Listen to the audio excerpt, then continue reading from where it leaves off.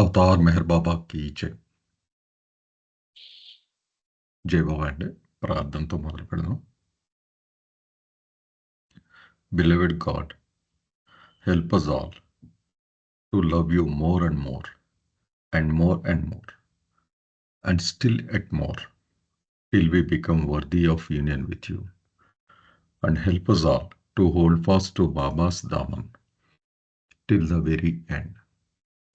Avatar Meher Baba की जय.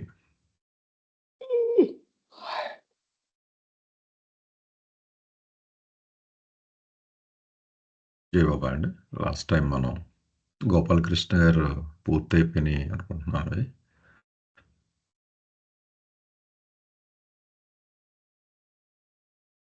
గోపాలకృష్ణ గారు మీ అయిపోయింది కదండి పేరా ఇది?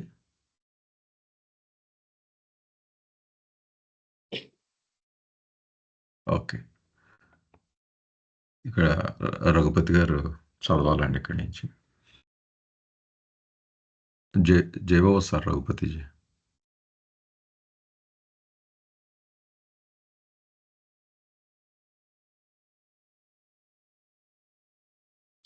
ఇంకా జాయిన్ అవ్వలేదండి రఘుపతి గారు.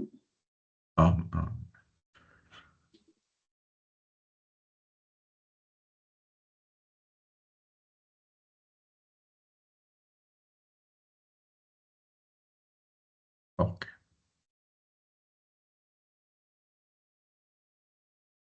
నేను చదువుతాలేండి అయితే.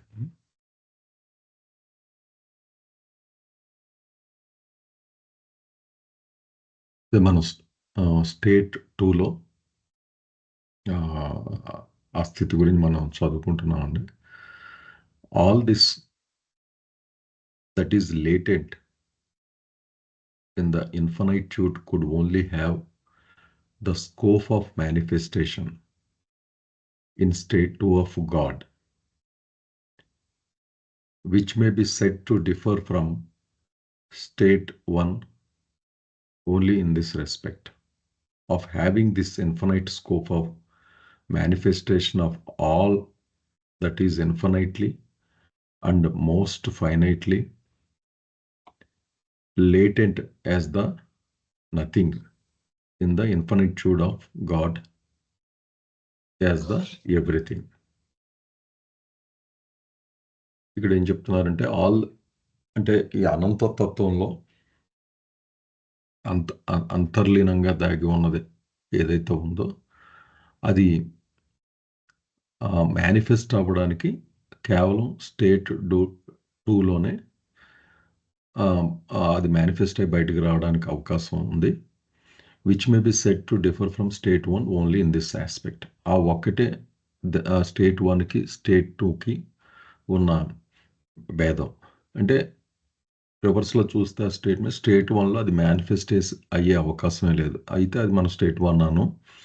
స్టేట్ 2లో అంటే ఆ మేనిఫెస్టేషన్ అంటూ వస్తే అనంత తత్వానికి అది అంతర్లీనంగా లోపల ఉన్నది బయటికి వస్తుంటే అది స్టేట్ 2లోనే జరుగుతుంది. which may be said to differ from state 1 only in this aspect of having this infinite scope of manifestation of all that is infinitely and most finitely latent as nothing in the infinitude of God as the everything. Having this infinite scope of manifestation అంటే ఈ manifestation అనంతంగా అవ్వడానికి ఉన్న scope ఈ 2లోనే ఉంది. ఏది అది అనంతంగా అత్యంత పరిమితంగా నథింగ్గా ఉన్న అనంతతత్వంలో ఉన్న ఎవ్రీథింగ్ ఇలా మేనిఫెస్ట్ అవ్వడానికి అవకాశం ఉంది అని చెప్తున్నారండి. అది కొంచెం స్టేట్మెంట్ నేను కన్ఫ్యూజ్ అవుతున్నాను. అది మిగిలిన వాళ్ళు ఏమన్నా యాడ్ చేస్తే యాడ్ చేయండి దానికి.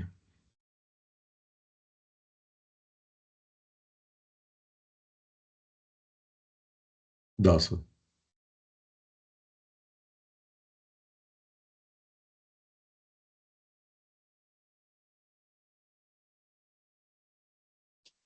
ఎక్కడ సార్ యాక్చువల్ ఏ లైన్ మీరు అవుతుంది? లాస్ట్ లైన్ లాస్ట్ అండి అంటే గాడ్ యాజ్ ఎవ్రీథింగ్ అన్నది మొత్తం ఈ కాంబినేషన్ ఆఫ్ వర్డ్స్ ఉన్నాయి కదా. నథింగ్ లేటెంట్గా ఉన్న నథింగ్ అనంతతత్వంగా అట్ ద సేమ్ టైం అనంతత్వంగా ఉన్నది అత్యంత పరిమితంగా అన అది అర్థం. ఈ లైన్ సో లాస్ట్ మనకి ఇక్కడ so having the infinite scope of manifestation of అంటే so, మనకి అంటే అనంతంగా ఉన్నది రెస్ట్ రెండు ఇక్కడ మోస్ట్ ఫైనైట్లీ రెండుగా ఉన్నది రెండు కూడా లేటెంట్ గానే ఉన్నాయి కదా నథింగ్ లో. ఆ నథింగ్ ఎక్కడ ఉంది అంటే ఇన్ఫినిట్యూడ్ ఆఫ్ గాడ్ లో ఉంది. సాధారణంగా స్టేట్ 1 అంటే భగవంతుడి యొక్క అనంతత్వం తప్ప మరొకటి ఏది ప్రకటితమై లేదు అక్కడ. ఓన్లీ భగవంతుడి యొక్క అనంతత్వమే ఉంది. అంటే భగవంతుడే అనంతంగా ఉన్నాడు. దాన్ని మనం ఎవ్రీథింగ్ అని పిలుస్తున్నాం. అయితే అందులో నథింగ్ ఎక్కడుంది అంటే నథింగ్ అనేది లేటెంట్ గా ఉంది అని చెప్తున్నాడు. ఓకే నథింగ్ లేటెంట్ ఎవ్రీథింగ్లో బట్ లేటెంట్ గా ఉన్నదంతా నథింగే. అసలు నథింగ్ అనే మాట మనం వాడుతున్నాం అంటే దాని అర్థం ఏంటి అంటే ఏమీ లేక భగవంతుడు తప్ప ఏమీ లేదు అని చెప్తున్నాం కదండి. ఆ ఏమీ లేదు అని చెప్పడం అనేది ఉంది కదా. ఇక్కడ ఇది తప్పిస్తే ఏమీ లేదు అని ఏదైనా అన్నాం అనుకోండి, మనం ఆ ఏమీ లేకపోవడం అనే దానికి కూడా ఎగ్జిస్టెన్స్ ఉంది అని అర్థం. అంటే అదొక ఈజ్ ఉన్నట్టుగా కదా ఏమీ లేకపోవడం. అంటే ఆ ముందు రెండు టర్మ్స్ ఎలా అండి ఇన్ఫినైట్లీ అండ్ మోస్ట్ ఫైనైట్లీ కూడా నథింగ్లో ఉన్నాయన్న మేనిఫెస్ట్ అవ్వకుండా. నథింగ్ లోనే ఉన్నాయండి. ఓకే అదేలేండి అక్కడే ఆ నథింగ్ అనేది అంటే ఆ నథింగ్ అంటే నథింగ్ లో ఉన్నాయని చెప్పడంలో ఏంటంటే ప్రస్తుతం మేనిఫెస్ట్ అయ్యలేవు అని. అది కరెక్ట్. ఓకే అది అలా తీసుకోవాలను. సో అవి మేనిఫెస్ట్ అయ్యలేవు అంటే అంటే ఎక్కడ ఉన్నాయి అంటే లేటెంట్ గా ఉన్నాయి, ఇంకా ప్రకటితం అవ్వడానికి సిద్ధంగా ఉన్నాయి. అలాంటిది స్టేట్ 1 స్థితి. ఇది బియాండ్ స్టేట్ ఆఫ్ గాడ్. అది అందుకే స్టార్టింగ్ లైన్ లో చెప్పారు all this that is latent in the infinitude could only have the scope of manifestation in state 2 of God which may be said to be different from state 2 only in this respect. అంటే nothing definition మనం unmanifest గా తీసుకుంటే సరిపోతుంది. అందుకే ఏదైతే latent గా ఉందో అంతా నథింగ్ కి చెందింది అని మనం 8th చాప్టర్ లో చదువుకున్నాం. What ever is latent that should belong to nothing. Okay మిగిలిన వాళ్ళు ఏమన్నా యాడ్ చేస్తారండి ఇంక?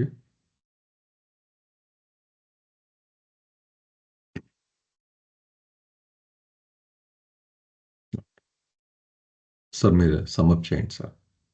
జయబాబు జయబాబు అండి వినపడుతుందండి? వినపడుతుంది సార్. అది స్టేట్ 1కి స్టేట్ 2కి మధ్యలో ఉన్న తేడాని మరొక్కసారి బాబా మనకి వివరించి చెప్తూ ఉన్నారు. ఏం చెప్తున్నారంటే స్టేట్ 1లో మనం ఒక్కసారి గుర్తు తెచ్చుకుంటే ఏదీ ప్రకటితమై ఉండదు భగవంతుని యొక్క అనంతత మినహా. ఏది కూడా ప్రకటితమై ఉండదు. అయితే స్టేట్ 2లోకి వచ్చేటప్పటికి ఏం జరుగుతుందట, స్టేట్ 1లోనే అనంతత తప్ప ఏది కూడా మనకి ఉంది అని కానీ లేదని కానీ చెప్పడానికి ఆస్కారమే లేని స్థితి కదా. స్టేట్ 2లోకి వచ్చేటప్పటికి ఈ అనంతత మినహా భగవంతుని మిగిలిన లక్షణాలన్నీ కూడా శూన్యముగా సర్వములో అంతర్లీనమై దాగి ఉంటాయి. అంటే భగవంతుని అనంతత అనేటువంటిది మనం సర్వము ఎవ్రీథింగ్గా తీసుకుంటే ఈ ప్రకటితం అవ్వడానికి అవకాశం ఉన్నటువంటివన్నీ అంతర్లీనంగా ఉండడం అనేటువంటిది అది శూన్యముగా తీసుకుంటే అది సరిపోతుంది అన్నమాట. అంటే అవి కావాలనుకుంటే వ్యక్తం అవ్వగలవు. ఆ స్థితి 2లోనే జరుగుతుంది.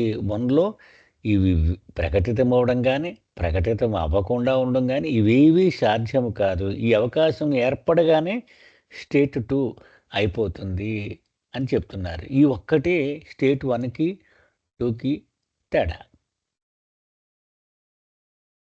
జై బాబా సార్. జయో సార్. ఏమన్నా ప్రశ్నలు ఉన్నాయండి దీన్ని?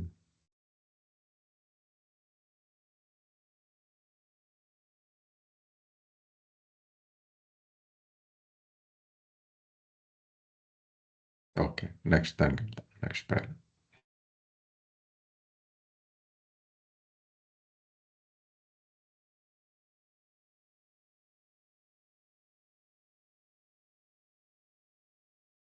Consequently, the infinite original whim of God, when it once surged, had the feasibility of surging only in state 2 of God. And when it surged, it did so uniformly in the infinitude of God. దాన్ని ఫర్దర్గా explain చేస్తున్నారు. ఏమవుతుందంటే అనంతమైన ఆదిమూలమైన ఆ Vim ఏదైతే ఉందో భగవంతుడి యొక్క విలాసము, అది ఒక్కసారి బయటికి వస్తే రావడం అంటూ జరిగితే అది స్టేట్ 2లోనే జరగడానికి అవకాశం ఉంది అన్నది చెప్తున్నారు. అది మనం లాస్ట్ టైం దాసు కూడా డీటెయిల్గా పిక్టోరియల్గా ఎక్స్ప్లెయిన్ చేశారు. మనకి వచ్చింది అంటే అలా అలా ఉద్దేశం రావడం, అది రావడం అన్నీ కూడా స్టేట్ 2లోనే జరుగుతాయి అన్నది. స్టేట్ 1లో ఉండదు, ఇవేమీ ఉండవు అని అనుకున్నాం. అదే స్టేట్మెంట్ ఇక్కడ చెప్తున్నారు. And when it surged, it did so uniformly in the infinitude of God. అయితే అది రావడం అంటూ జరిగితే ఆ విలాసము, ఇక్కడ ఇంకొక వర్డ్ ఇంట్రడ్యూస్ చేశారండి, యూనిఫార్మిటీ. అనంత తత్వంలో అంటే భగవంతుడి యొక్క అనంత తత్వంలో యూనిఫామ్గా, అంటే ఏదో ఒక మూల ఒక కార్నర్లో వచ్చినట్టు కాకుండా అన్ని చోట్ల అది, అంటే ఆ అనంత తత్వంలో అది మేనిఫెస్ట్ అవుతుంది అన్నట్టుగా నాకు అనిపించింది ఇక్కడ.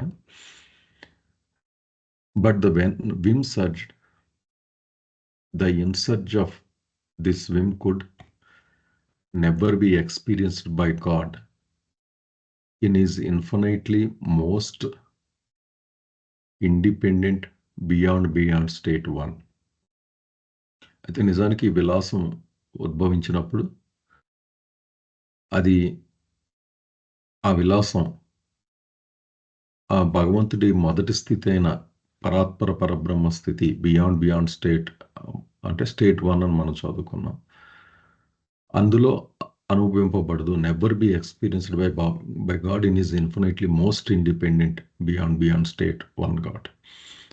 అనంతము పూర్తి అంటే ఇండిపెండెంట్ స్వతంత్రము అయిన దాంట్లో స్టేట్ 1లో ఉండదు. అంటే ఇదే స్టేట్మెంట్ని మళ్ళీ చెప్తున్నారు. ఆ అనుభవం అంటూ ఆ సర్జ్ యొక్క అనుభవం అందులో ఉండదు స్టేట్ 1లో. It was experienced by God eternally in the most original beyond state only through the infinite aspect of his state 2 as God in the beyond state. ఈ అనుభవం అంటూ జరిగితే పరాత్పర పరబ్రహ్మ స్థితి, అది ఆదిమూల స్థితి, ఒరిజినల్ స్థితి ఏదైతే అనుకున్నామో అది అనుభవించాల్సి వస్తే అది స్టేట్ 2లోనే, స్టేట్ 2 ద్వారా, స్టేట్ 2 యొక్క అనంతతత్వం ద్వారా బియాండ్ పరబ్రహ్మ స్థితిలో ఉన్న భగవంతుడు అన్నట్టుగా, అంటే రివర్స్లో ఆలోచిస్తే అండి అది అంటూ వస్తే ఆటోమేటిక్గా మనకు పేరు పెట్టుకుంటున్నాం ఇప్పుడు, అంతే. యాక్చువల్గా నేను అనుకోవడం భగవంతుడి స్థితిలో ఇవన్నీ ఈ డిమార్కేషన్స్, ఈ బార్డర్ దాటితే ఇది పేరు అలాగేం ఉండదు. మనకి ఎక్స్ప్లెయిన్ చేయడానికి ప్రయత్నిస్తున్నారు కనుక బాబా, అది అంటూ వస్తే ఈ విమ్ అంటూ వచ్చి అది సర్జ్ అయ్యి అనుభవంలోకి వస్తుంటే ఎక్స్పీరియన్స్లోకి బియాండ్ స్టేట్లో ఏమీ ఉండదు కనుక అనుభవం అంటూ జరిగితే ఆ జరిగి ఆ సిచ్యువేషన్ని లేదా స్థితిని God in the beyond state, అంటే దట్ ఈస్ స్టేట్ 2గా మనం తీసుకోవాల్సి ఉంటుంది. దాని ద్వారానే అనుభవిస్తాడు అన్నది ఇక్కడ చెప్తున్నారు.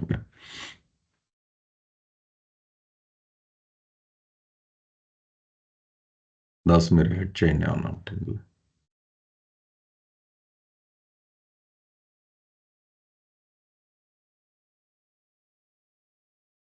అంతే సార్.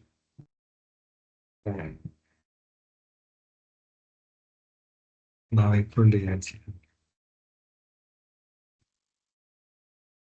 ఓకే, మిగిలిన వాళ్ళు ఏమైనా యాడ్ చేస్తారండి?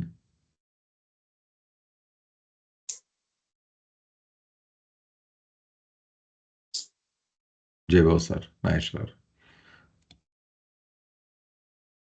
కొత్త విషయం ఏం చెప్పట్లేదండి బాబా, ఇప్పుడు దాకా చెప్పిందే చెప్తున్నారు. అయితే అది అనేక విధాలుగా అది చెప్పడానికి ప్రయత్నం చేస్తున్నారు.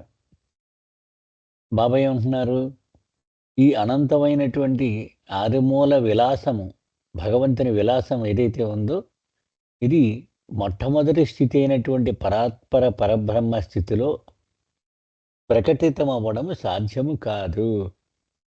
అది సాధ్యమంటూ అవితే స్టేట్ 2లో మాత్రమే అని చెప్తున్నారు బాబా.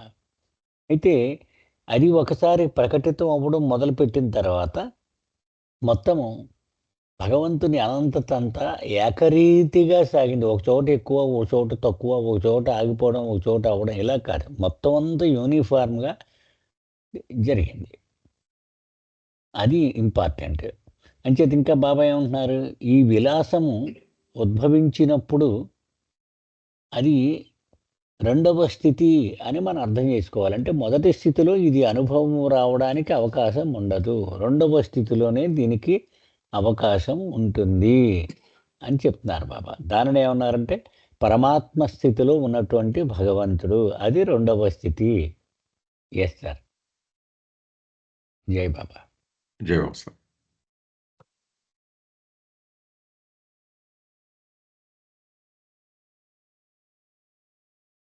ఏమన్నా ఉన్నాయండి ప్రశ్నలు దీని మీద?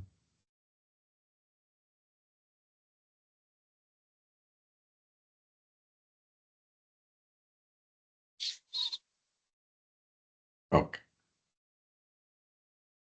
నెక్స్ట్ దానికి వెళ్దామండి. జయబాబు అమ్మ శ్రీలక్ష్మి గారు జై బాబా అండి. జై బాబా. చదవండి అమ్మ. ఓకే. జై బాబా.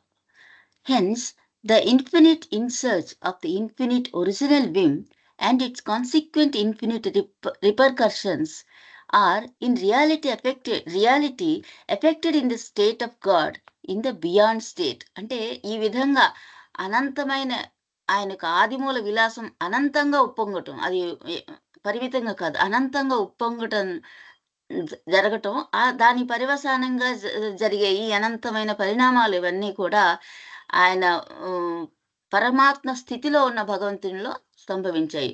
అంటే ఆదిమూల పరబ్రహ్మ పరమాత్మ స్థితిలో ఆయన గాఢ నిద్రావస్థలో ఉంటాడు. కానీ ఈ విమ్ ఎప్పుడైతే వచ్చిందో అప్పుడు నేనెవరినైనా ఆ ప్రేరణ కలుగుతుంది కదా. ఇదంతా కూడా పరమాత్మ స్థితిలోనే కలిగాయి. దాని తర్వాత వచ్చే పరిణామాలు ఇవన్నీ కూడా పరమాత్మ స్థితిలో ఉన్న భగవంతుల్లో సంభవించాయి అంటున్నారు ఇక్కడ. అంటే పైన చెప్పిన దాన్ని మళ్ళీ ఒకసారి చెప్పారు. కంటిన్యూ చేశాను. Okay.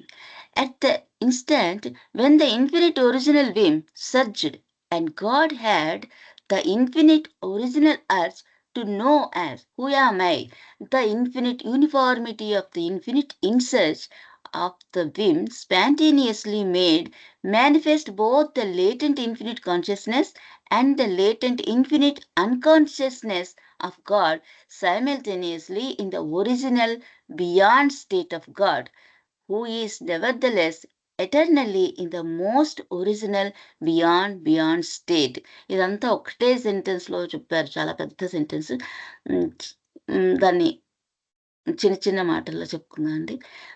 ఈ అనంత ఆదిమూల విలాసం, మొట్టమొదటి విలాసం ఎప్పుడైతే ఉప్పొంగిందో ఆయనలో, ఆ క్షణంలోనే ఆ భగవంతునికి నేను ఎవరిని అనే ఆ అనంత ఆదిమూలం అయిన తన గురించి తెలుసుకోవాలనే ప్రేరణ అన్నమాట కలిగినప్పుడు, నేనెవరిని అనే అనంతము ఆదిమూలము ఆయన తెలుసుకోవాలనే ప్రేరణ అందులోంచి కలిగింది. అప్పుడు ఏమైంది, ఆ విలాసం అనంతంగా ఉప్పొంగటం అనే ప్రక్రియ యొక్క అనంత ఏకరూపతే, ఆ అనంతంగా ఆ ప్రేరణ అనేది కలిగింది. అది కూడా ఏకరూపంలో ఉంది. ఒకసారి ఎక్కువ, ఒకసారి తక్కువ అలా కాకుండా ఏకరూపంగా ఉన్న ఆ అనంత విలాసం ఉప్పొంగటం అనే ఆ ప్రక్రియ ఎక్కడ జరిగింది? ఆయన యొక్క అనంత పరాత్పర స్థితి పరమాత్మ స్థితిలో జరిగింది. ఆ జరిగినప్పుడు ఏం జరిగిందంటే అంతర్లీనమై ఉన్న ఆ అనంత చైతన్యం, ఆయనలో లేటెంట్‌గా ఉన్న అనంత చైతన్యము, అనంత అచైతన్యము 2 కూడా ఏకకాలంలో ఒకే సమయంలో ఆ భగవంతుని ఆదిమూల పరాత్పర స్థితిలో ప్రకటితమయ్యాయి. ప్రకటితం అయ్యేలాగా ఆ ప్రేరణ చేసింది. అప్రయత్నంగా చేసేసింది. ఆ ప్రేరణ ఎప్పుడైతే జరిగిందో ఆ విలాసం వచ్చింది. నేనెవరిననే భావం కలగగానే ఆయనలో ఉన్న అనంత చైతన్యము, అచైతన్యము 2 కూడా ఒకే సమయంలో బయటకు వచ్చేలాగా చేసిందనమాట. అప్రయత్నపూర్వకంగానే వచ్చేసినాయి అవి 2 కూడా.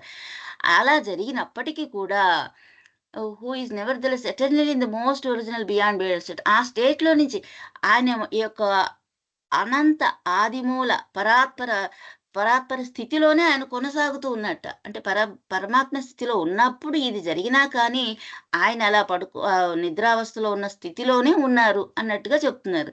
అంటే ఆయనలో అనంత చైతన్యము, అనంత అచైతన్యము ఉద్భవించిన కానీ పరమాత్మ స్థితిలోనే వచ్చాయి ఇవన్నీ. అయినా కానీ ఆయన అదే స్టేట్‌లో అంటే అత్యంత ఆదిమూల పరాత్పర స్థితిలోనే కొనసాగుతూ ఉన్నాడు. ఆయనలో కదలికలు గాని అవి ఏం లేవు. కేవలం ఆ భావం వచ్చింది. దాని వెంటనే అనంత అచైతన్యము, చైతన్యము 2 కూడా ఒకేసారిగా ఉద్భవించాయి అనేసేసి ఇక్కడ చెప్తున్నారు. అలా ఉద్భవించినా కానీ ఆయన అత్యంత ఆదిమూల పరాత్పర స్థితిలోనే కొనసాగుతూ ఉన్నారు. అని ఇక్కడ చెప్తున్నట్టు తెలుస్తుందండి. జయబాబా సార్ మీరు చెప్పండి. జై బాబా.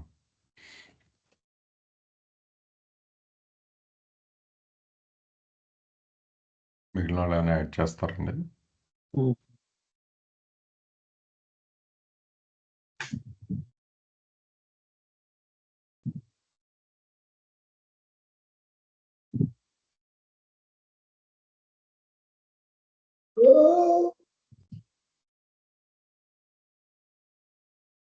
అయితే ఇందాక పేరాల్లో అండి అనంతతత్వం, పరిమితమైన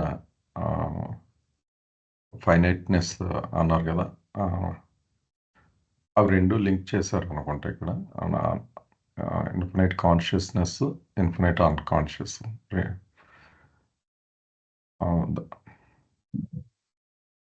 అవి 2 ఇలా మేనిఫెస్ట్ అవుతాయి అన్నట్టుగా అనిపించిందండి. చూద్దాం సార్. కాదనుకుంటున్నాను. కాదండి? ఓకే. మీరు అడిగేది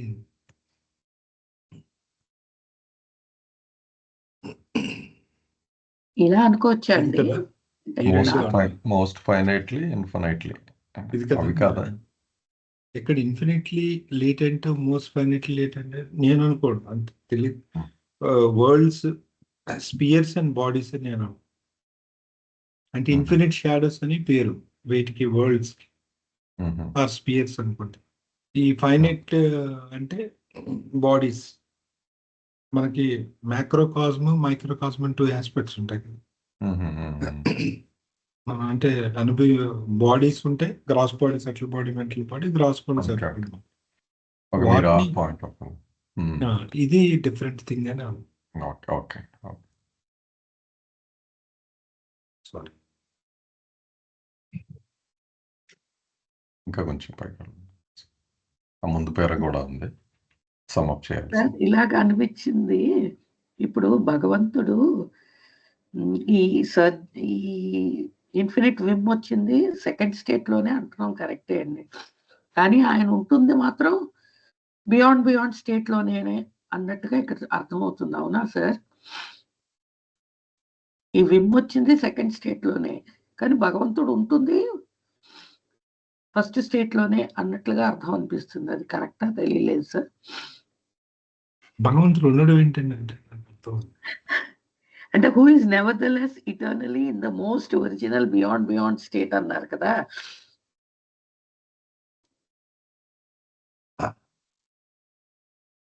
ఎక్కడ మీరు చదువుతుంది? ఏ లైన్ అండి?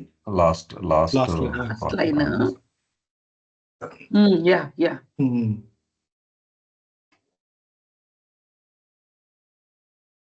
simultaneously in the original beyond state. What? Who is అంటే ఇక్కడ original beyond state of God అనేది మళ్ళీ అది ఎందులో ఉంది? మోస్ట్ ఒరిజినల్ బియాండ్ స్టేట్ లో. ఇప్పుడు ఈ బయటకు వచ్చిన infinite consciousness and infinite unconsciousness ఇవి ఎందులో ఉన్నాయి? బియాండ్ స్టేట్ లో ఉన్నాయి. దాన్ని ఒరిజినల్ బియాండ్ స్టేట్ అంటున్నారు. అది ఒరిజినల్ స్టేట్ ఆఫ్ గాడ్ అనుకోండి. Most original state of God లో ఈ ఒరిజినల్ స్టేట్ ఆఫ్ గాడ్ ఉంది అని చెప్తున్నారు. సో అన్నీ కూడా ఓవరాల్ గా original state of God, most original state of God అయినా బియాండ్ స్టేట్ లోనే ఉన్నాయి మొట్టమొదటి విమ్ రాకముందు, ఇంక్లూడింగ్ విమ్ కూడాను. విమ్ కూడా నథింగ్ చెందింది. ఆ విమ్ కూడా లేటెంట్ గానే ఉంది. అసలు ఎక్సెప్ట్ గాడ్ ఏదీ లేదు. అది స్టేట్ 1. ఇంకా విమ్ రావడానికి స్కోప్ ఉండడం దగ్గర నుండి విమ్ రావడం, ఆ విమ్ తర్వాత ఈ 2 స్టేట్స్ ఇన్ఫినిట్ కాన్షియస్నెస్ మేనిఫెస్ట్ అవడం అన్నిటి కూడా 2 లోనే జరిగాయి. ఇక్కడ చెప్తున్న మాట ఏంటంటే అవన్నీ 1 లో ఉన్నాయి, అవన్నీ 2 లో ఉన్నాయి, ఆ 2 కూడా 1 లో ఉంది అని చెప్పారు. అంటే ఆ 2 అనేటువంటిది ఎక్కడి నుంచో ఊడిపడలేదు, 1 లోనే ఉంది సుమా అని చెప్తున్నారు. కానీ గాడ్ ఉండడం అనేది అయితే అన్ని స్టేట్ లో ఉన్నది గాడే. అంతే. అదే అండి పద్మిని గారు, నార్మల్గా పిక్టోరియల్ గా చూస్తే మనకి అందులోంచి బయటకు ఒకటి వచ్చినట్టు అలా ఉంటుంది. అవునండి. బాబా క్లారిఫై ఏం చేస్తున్నారంటే అలా ఊహించుకోకుండా సెట్ సబ్ సెట్ అంటారు కదా మ్యాథమెటిక్స్ లో, అలాగా లోపలికి డ్రిల్ డౌన్ కింద ఊహించుకుంటే అండి, అనంత సాగరంలో అలజడి వచ్చింది, అక్కడ స్టేట్ 2 ఫామ్ అయింది. అది ఎందులో ఉంది? అనంత సాగరంలోనే ఉంది. అది లోపలికి వెళ్తూ ఉంటుంది. ఇప్పుడు మనం అక్కడ రమణయ్యరాజు గారు నేను ఉన్నానంటే అసలు platform beyond state God, centre point అదే. అక్కడి నుంచే నాకు ఇమాజినేషన్ వచ్చింది. కానీ నేను ఎక్కడో బయటకు ఊడిపడలేదు అందులోంచి. ఒక బబుల్లా గాలిలోకి ఎగిరి అలా ఊహించుకోకుండా మనం ఆ అనంత సాగరం లోపల మధ్యలో ఉన్నాను నేను కూడా. అలా ఊహించుకుంటే పిక్టోరియల్ గా కూడా మనం దాసు మొన్న బాగా చూపించారండి. ఒకే సర్కిల్లో లోపలికి వెళ్ళాడు కదా, స్టేట్ 2 అన్నాడు, ఓ సర్కిల్ లోపల ఉందా. మనకేంటి మామూలు పిక్చర్ ఏంటంటే బయటకు వచ్చినట్టు కనబడతాయి, ఎందుకంటే ఎక్స్ప్లెనేషన్ స్పేస్ కావాలి కనుక బాబా అలా డ్రా చేశారు. కానీ నిజానికి అది లోపలికి వెళ్ళాలన్నమాట, పిక్చర్ జూమ్ ఇన్ అవుతున్నట్టుగా వెళ్ళాలి దాన్ని. నాకెందుకు డౌట్ వచ్చిందంటే సార్, ఇక్కడ beyond state of God who అనే ఒక రిలేటివ్ ప్రొనౌన్ వాడారు కాబట్టి అది గాడ్ కా అనుకున్నాను. కానీ మీరు ఇప్పుడు చెప్పింది ఏంటంటే స్టేట్ కి చెప్తున్నారు. ఆ హూ అనేది స్టేట్ కి వచ్చింది అని అంటున్నారు. అక్కడ ఒక రిలేటివ్ ప్రొనౌన్ హూ వాడారు. జనరల్ గా హూ అంటే పర్సన్స్ కి వాడతారు కదా అన్న దృష్టిలో నేను గాడ్ కి అంటున్నారా అని అడిగాను అనమాట. జనరల్ గా స్టేట్లు థింగ్స్ కి విచ్ వాడతారు కదా, ఇక్కడ హూ ఎందుకు వాడారని డౌట్ వచ్చింది. ఓకే సార్, జై బాబా. అంటే మనం నార్మల్గా గాడ్ అనేది బియాండ్ స్టేట్ 2 లోనే కదండి అనేది, దాని అక్కడి నుంచి ఆయన పరిచయం చేస్తున్నారు మరి హూ అనేది. Okay sir. అంటే గాడ్ స్పీక్స్ అంతా కూడా మనకి గాడ్ మీద వెళ్తుంది. కాకపోతే గాడ్ ఈ స్థితిలో ఉన్న గాడ్ అనమాట. స్థితినే మారుతున్నాయి తప్ప పదార్థం ఏదైతే ఉందో సత్య పదార్థం అది ఒకటే ఉంది. అది కాకపోతే అయితే ఇక్కడ కొంచెం కాంప్లెక్స్ థింగ్ ఏంటంటే ఒకేసారి అన్నీ ఉంటాయి. అదే గాడ్స్ అంటే బాబా చెప్పింది సైమల్టేనియస్ గా ఈ స్టేట్స్ అన్ని ఒకేసారి గాడ్ ఒకటే, కానీ అంటే ఒకే వ్యక్తిలో ఒకేసారి 2 పర్సనాలిటీస్ ప్యారలల్ గా ఎగ్జిస్ట్ అవ్వడం. సాధారణంగా మనకి ఏంటంటే ఈ ఒక స్టేట్ ఆఫ్ అయిపోతే ఇంకో స్టేట్ ఆన్ అవ్వడం అలా ఉంటది కదా. ఒక రూమ్ లో లైట్ వెలిగితే లైట్ ఆఫ్ చేయడం అలా ఉంటాయి. కానీ ఇక్కడ ఇలా ఈ 10 స్థితులు కూడా భగవంతులు ఏకకాలంలో ఉన్నాయి. నేను ఇది కొంచెం మానవుడిగా మనకు అర్థం చేసుకోవడం కష్టమే, కానీ మరి అలా ఉన్నాయని చెప్పారు బాబు. సో గాడ్ ఒకటే, అందుకే హూ అనేది వాడడంలో అక్కడేం తప్పలేదు, పర్సన్నే ఇండికేట్ చేస్తుంది. But the same God exist parallelly simultaneously in 10 states. Okay, clear నా. ఓకే సార్, సమ్మప్ చేయండి. సో మొట్టమొదట బాబా ఏం చెప్తున్నారంటే పై పేర చిన్న పేరాలో ఏం చెప్తున్నారంటే ఈ లీలా విలాసం ఇది ఉప్పొంగడం అనేటువంటిది స్టేట్ 2లోనే జరుగుతుంది, 1లో అవకాశం లేదు. ఇది ఉప్పొంగడము, దాని పర్యవసానాలు ఇవన్నీ కూడా జరిగేది స్టేట్ 2లోనే అని చెప్పారు. ఆ తర్వాత పేరాలో చెప్తున్నది ఏంటంటే ఈ ఆదిలీలా విలాసం యాక్చువల్గా ఇది నేను ఎవరిని అనేటువంటి దాన్ని తెలుసుకోవాలి అనే ప్రేరణ రూపంలో ఇది ఉప్పొంగుతూ ఉంటుంది. ఇది మొత్తము అనంతముగా ఇది వస్తుంది. దీని నుంచి బయటకు వచ్చే పర్యవసానం ఏంటో చెప్తున్నారు ఇక్కడ బాబా. పర్యవసానం ఏంటి? 2 ఏకకాలములో ప్రకటితమయ్యాయి. ఏంటి? చైతన్యము, అచైతన్యము. ఈ 2 ఏకకాలములో ప్రకటితమైనవి. ఇంకా ఏం చెప్తున్నారు బాబా? ఈ ప్రకటితం అవ్వడం అంతా కూడా బియాండ్ స్టేట్లోనే జరుగుతుంది సుమా అని చెబుతూ, ఈ బియాండ్ స్టేట్ ఎక్కడ ఉంటుంది? బియాండ్ స్టేట్లోనే సదా ఉంటుంది సుమా. అందుకనే 1కి 2కి ఈ ప్రకటితం అవ్వడం మినహా మరి ఏ తేడా లేదు అని చెప్పుకుంటూ వస్తున్నారు కదా బాబా మనకి. అదండి. సో గుర్తుపెట్టుకోవాల్సింది ఏంటంటే మనకి ఇక్కడ చైతన్యము, అచైతన్యము 2 కూడా ఏకకాలములో పుట్టుకొచ్చినాయట. ఏది? ఈ ఆదిలీలా విలాసం ఉప్పొంగిన పర్యవసానముగా. అది గుర్తుపెట్టుకోవాలి మనం. ఎస్.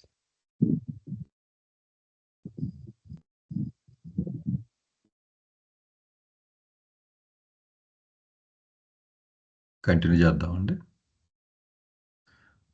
ఒక్క నిమిషం. ఏమైనా క్వశ్చన్స్ ఉన్నాయండి దాని మీద ముందు ఎక్స్ప్లెనేషన్?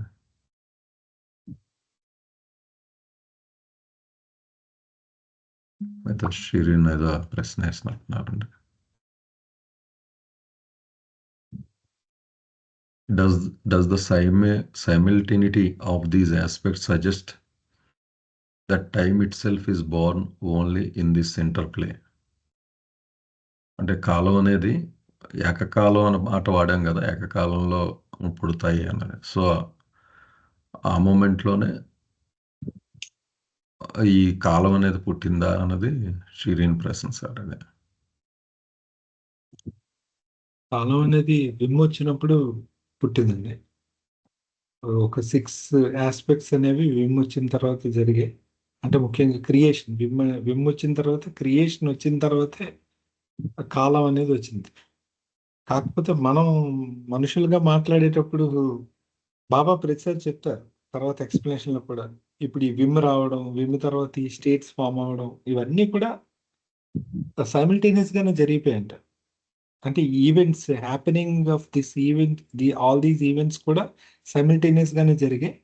అలాగే స్టేట్ 3 నుండి మనం మాట్లాడుకుంటే ఈ క్రియేటర్ గాడ్ కానీ, ఆ తర్వాత ఫామ్ తీసుకునే ఎవల్యూషన్, ఇవన్నీ కూడా అంటే అవన్నీ ఏకకాలంలో ఎగ్జిస్ట్ అయ్యి ఉన్నాయని చెప్పడం అనేది with respect to human being. ఎందుకంటే ఇప్పుడు నేను ఎలా ఊహించుకోగలను? నేను ఒక కాలం అనే దాంట్లో చిక్కుకొని ఉన్న నా మనసు ఇందులో బంధింపబడి ఉంది టైంలో. నేను టైము స్పేస్ లేకుండా నాకు ఊహించడం ఏది సాధ్యం కాదు మనిషిగా. కాబట్టి with respect to human being ఇవన్నీ ఏకకాలంలో జరుగుతున్నాయని చెప్తున్నాము. దాని అర్థం అక్కడ టైం ఉందని మీరు అక్కడ నుండి వచ్చారనుకోండి, ఆ సైడ్ నుండి, డెఫినెట్లీ అక్కడ టైం ఇంకా లేదు. మనం ఇప్పుడు సెకండ్ స్టేట్లో ఉన్నాం కాబట్టి సెకండ్ స్టేట్ అనే దాంట్లో టైం ఇంకా పుట్టలేదు, టైము స్పేస్ ఏవి.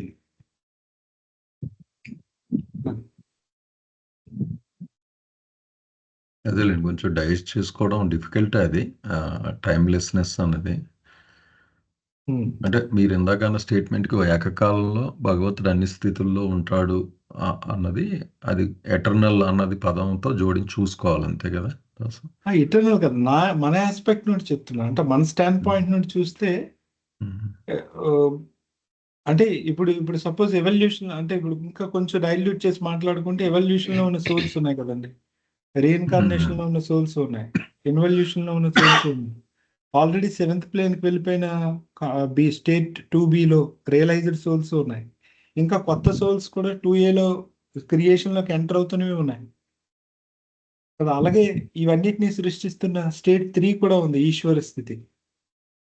అలాగే స్టేట్ 1 ఇంకా విమ్ము రాకుండా ఉన్న స్థితి కూడా ఉంది. ఇప్పుడు విమ్ము అనే స్థితి డిస్టర్బ్ అయిపోయి ఇది రాలేదు. విమ్ అనే ఆ స్టేట్ 1 ఉంటుండగానే స్టేట్ 2 వచ్చిందని చెప్పారు బాబా. యాక్చువల్గా మీరు 8th చాప్టర్ చదివితే ఏది కూడా ఇది ఎలా జరుగుతున్నాయి అనేది మన మానవ మనసుకు అతీతమైనటువంటి విషయం. అదే నెక్స్ట్ దాంట్లో క్లియర్గా అదే చెప్పారు, ఇది హ్యూమన్ ఇంటెలెక్ట్కి బియాండ్, అదే మీ ఆలోచించడం కూడా అనవసరం దాని గురించి అన్నట్టుగా స్పష్టంగా కాబట్టి ఇవన్నీ ప్యారలల్ గా ఎగ్జిస్ట్ అయి ఉన్నాయి. అన్నిట్లోని గాడే ఉన్నాడు. అంటే గాడ్ ఏకకాలంలో 10 పాత్రలు పోషిస్తున్నాడు అని అర్థం. ఇప్పుడు మనకి మూవీ చూసాం అనుకోండి, అంటే అది తర్వాత ఎడిటింగ్ లో ఎక్కడో వాళ్ళు చేసిన సెట్టింగ్ పక్కన పెట్టండి. బట్ మన సినిమా రన్ అయ్యేటప్పుడు ద్విపాత్రాభినయం, త్రిపాత్రాభినయం అంటే ఒకే వ్యక్తి ఇక్కడ కృష్ణుడిగా, ఇక్కడ ఏదో రావణాసుడికి ఇంకో పాత్ర పోషిస్తున్నాడు కదా స్క్రీన్ మీద. హీస్ ప్లేయింగ్ సైమిల్టేనియస్లీ 10 రోల్స్ అని చెప్తాం. ఎలా అంటే విత్ రెస్పెక్ట్ టు స్పెక్టేటర్స్. అలాగే ఇక్కడ భగవంతుడు కూడా మన యాంగిల్ నుండి మాట్లాడుకుంటే ఏకకాలం అనే మాట ఎందుకు వచ్చిందంటే ఒకేసారి ఇదంతా జరుగుతుందని అని చెప్పడానికి. కాకపోతే నిజంగా కాలం అక్కడ ఉందా అని అంటే వాస్తవానికి కాలం అనేది కొన్ని స్థితుల్లో అసలు ఎగ్జిస్ట్ అయ్యేలేదు. ఫర్ ఎగ్జాంపుల్ స్టేట్ 1 లో టైం మాట్లాడకూడదు, స్టేట్ 2 లో కూడా టైం మాట్లాడకూడదు, స్టేట్ 3 నుండి టైం మాట్లాడాలి. అంటే టెక్నికల్లీ స్పీకింగ్ పర్ఫెక్ట్. ఎందుకంటే అసలు టైం అనేది ఎగ్జిస్టెన్స్ లేదు స్టేట్ 1, 2 లో. మళ్ళీ 7th ప్లేన్ కి వెళ్ళాక కూడా గాడ్ రియలైజ్డ్ బీయింగ్ కూడా టైం ఉండదు. వాట్ ఎవర్ అంటే 8th, 9th, 10th స్టేట్స్ లో టైం ఉండదు వాళ్ళకి వాస్తవానికి. అదంతా ఎటర్నల్ నవ్వులోనే అంతా జరుగుతుంటది వాళ్ళకి, అంత ప్రెసెంట్ లో జరుగుతుంది. మరి టైం ఎక్కడ ఉందంటే ఈ 3 తర్వాత నుండి ఈ స్టేట్ 7 వరకు, అంటే స్టేట్ 3 నుండి 4 నుండి కౌంట్ చేసుకోండి. 3 or 4 అక్కడ నుండి మొదలుకొని 7 వరకు మాత్రమే టైం ఎగ్జిస్ట్ అయ్యింది. ఆ స్టేట్స్ లో ఉన్న భగవంతుడి ఇమాజినేషన్ లో టైం ఉంది అంతే, నిజానికి లేదు టైం ఉంది అక్కడ, టైం లేదు. కానీ ఏకకాలం అని అన్నిటికీ వాడడంలో నా ఉద్దేశం మనకు అర్థం అవడానికి బాబా వర్డ్ వాడారని నేను అనుకో. ఓకే ఓకే ఓకే, కంటిన్యూ చేద్దాం. నెక్స్ట్ పేరా చాలా వరకు క్లారిఫై చేయొచ్చు. జై బాబా సార్, చెప్పండి. పాయింట్ ఇంక్లూడ్ చేద్దాం సార్. ఇక్కడ టైం, స్పేస్ ఈ రెండు చెప్పారు కదా. ఈ రెండింటిని కూడా ఏంటంటే ఏదైనా ఒకటి జరిగింది అనడానికి రిఫరెన్స్గా చెప్తాం మేము. ఆ రిఫరెన్స్ కోసమే టైం, స్పేస్. అయితే ఇక్కడ టైం లేకపోవడం, స్పేస్ లేకపోవడం అని అంటే ఇప్పుడు నా పరంగా నేను మాట్లాడుతాను. ఫలానా ప్రదేశంలో ఫలానా కాలంలో నేను ఎగ్జిస్ట్ అవుతున్నాను అంటే ఒక ఫైనట్ పీరియడ్. అదేవిధంగా ఆ స్పేస్ కూడా అలాగే ఫైనట్గానే చెప్తున్నాను అనమాట. ఆ కారణం చేత నాకు ఈ టైం, స్పేస్ రెండు చెప్పాల్సిన అవసరం ఉన్నది. కానీ ఒక ఈవెంట్ ఎప్పుడు అది స్టార్ట్ అయిందో తెలీదు, ఎప్పుడు ఎండ్ అవుతుందో తెలీదు. అలాంటి సందర్భంలో ఏమవుతుందని అంటే టైంకి బియాండ్ ఉన్నది అది. దాని అర్థం టైం లేదు అని అంటే ఏ టైంలోనే ఉన్నది కాబట్టి టైం లేదు, ప్రతి టైంలోనే ఉన్నది కాబట్టి ప్రత్యేకంగా టైం అన్న రిఫరెన్స్లో ఆ విషయాన్ని చెప్పడానికి ఆ విషయం చెప్పడం అవసరం లేదు. అంటే గాడ్ అన్నటువంటి వాడు ప్రతి టైంలో ఉన్నాడు. అంటే నిజానికి ఎండ్ లేదు, అదే విధంగా స్టార్టింగ్ లేదు. కాబట్టి అంటే ఎప్పుడు మీరు ఏ మాట్లాడుకున్నా కూడా ఆయన గురించి మాట్లాడడానికి స్కోప్ ఉన్నది. కాబట్టి ఆ విధంగా ఆయన కంటిన్యూస్గా ఎగ్జిస్ట్ అవుతూ ఉన్నాడు కాబట్టి టైం ఆయనకు అవసరం లేదు. At the same time space కూడా ఇప్పుడు ఇందాక నేను చెప్పినట్టు ఒక పలానా ప్రదేశానికి నేను రెస్ట్రిక్ట్ అయి ఉన్నాను. ఆ కారణం చేత నా గురించి చెప్పడానికి ప్రదేశం కావాలి, లేదా స్పేస్ కావాలి. కానీ భగవంతుడు ఉన్నదంతా భగవంతుడే ఉన్నాడు ప్రతి చోట. అంటే ఈ ప్రదేశంలో లేడు అని లేడు, ఈ ప్రదేశంలో ఉన్నాడు ఇంకా మరి అక్కడ రిఫరెన్స్ అవసరం లేదు ఆయనకి.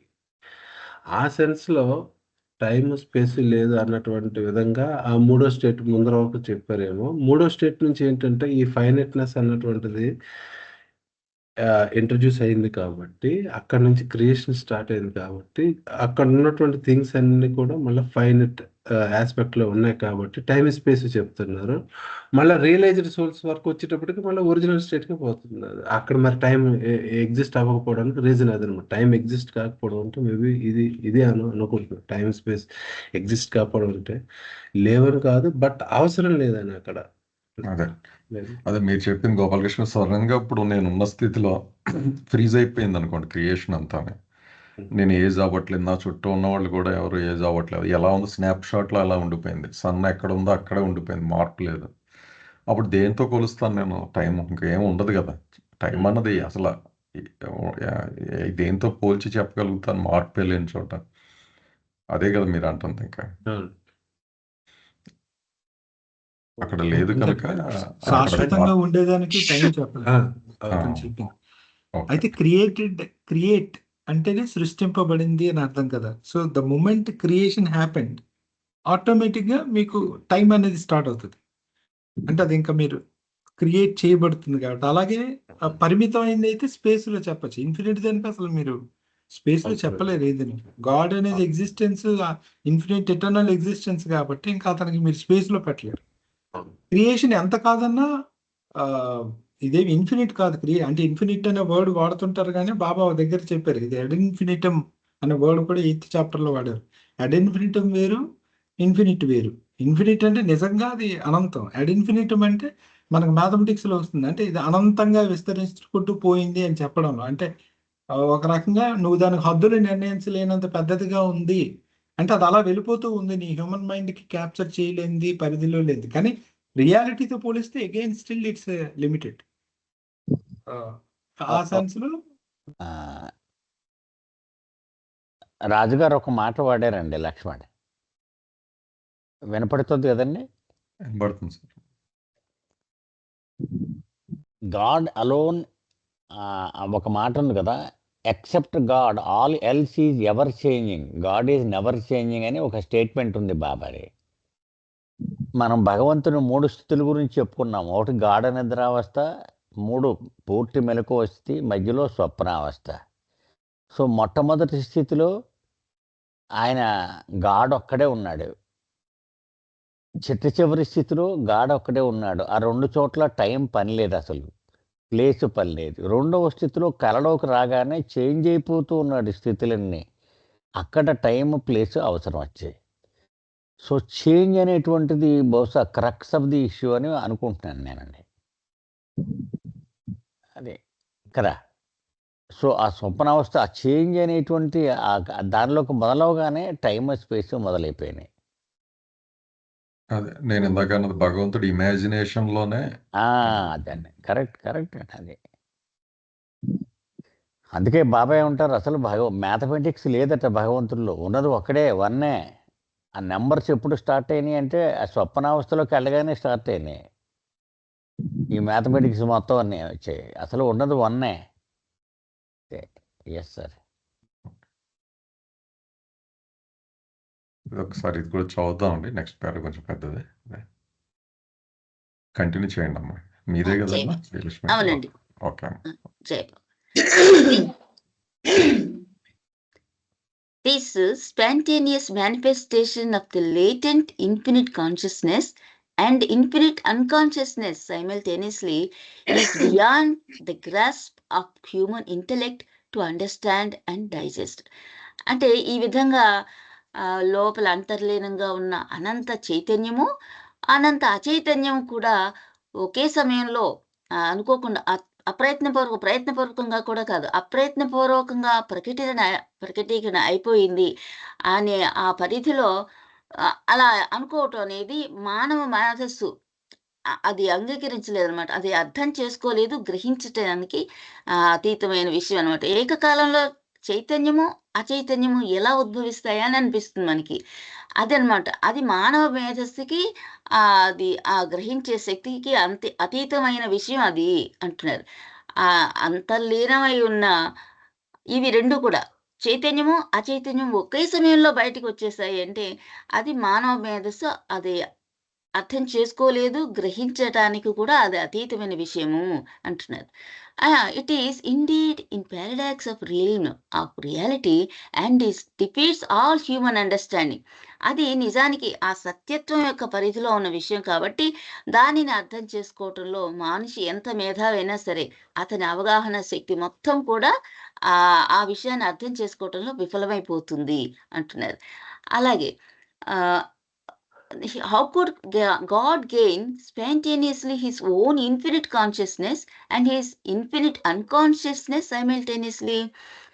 అట్లాగా భగవంతుడు ఒకే సమయంలో తన యొక్క అనంత చైతన్యాన్ని మరియు తన యొక్క అనంత అచైతన్యాన్ని అప్రయత్నపూర్వకంగా ఏ విధంగా ఆయన కలిగింది, ఆయనలో ఎలా వచ్చింది? Meher Baba, while explaining this, declares that this is a fact and it is of the realm of reality, but it is it can never be understood or grasped by the mind. It is only to be realized on realizing the reality. బాబా ఏం చెప్తున్నారు ఇక్కడ అంటే ఇది వాస్తవమే, కానీ అది సత్యత్వం యొక్క పరిధిలో ఉన్నది కాబట్టి ఈ ఆ మానవ మనసుకి ఈ సత్యం యొక్క ఆ పరిధిలోకి రానంత కాలం అది అనుభవంలోకి రాదు. ఆ విషయాన్ని అర్థం చేసుకోవటానికి దాని అవగాహన సరిపోదు అని ఎప్పుడైతే ఈ సత్య అనుభవాన్ని పొందుతుందో ఈ మానవ యొక్క ఆత్మ, అప్పుడు మాత్రమే దీనిని అనుభవంతో, ఆ అనుభవం ద్వారానే దాన్ని తెలుసుకోగలుగుతుంది, కానీ మేధస్సు ద్వారా ఈ విషయాన్ని అర్థం చేసుకోలేదు అని బాబా చెప్పారనమాట. At we may not take it at the same time, in order that we may get at least some concept of this fact affected in reality, and that we may not take it as a mere paradoxical misery. Meher Baba made us understand this apparent paradox through the example of a child in the mother's womb. అయితే ఇది ఎలా అర్థం చేసుకోవాలి, మన స్థాయిలో అర్థం చేసుకోవాలి అంటే ఆయన ఏం చెప్తున్నారంటే, కనీసం ఒక అవగాహన కలిగించడం కోసం ఇదంతా పైకి అసంబద్ధంగా కనిపిస్తున్నా కానీ, అంటే ఏకకాలంలో అనంత చైతన్యము అచైతన్యము ఎలాగా వస్తాయి అనేది మనకి నిజంగానే అంతుపట్టదు. అదే దానిని కొంతవరకు అవగాహన కలిగించడానికి తల్లి గర్భంలో ఉన్న శిశువు ఒక ఉదాహరణ ద్వారా బాబా ఇది అర్థం చేసుకునేటట్టుగా చేయటానికి ప్రయత్నం చేస్తున్నారు.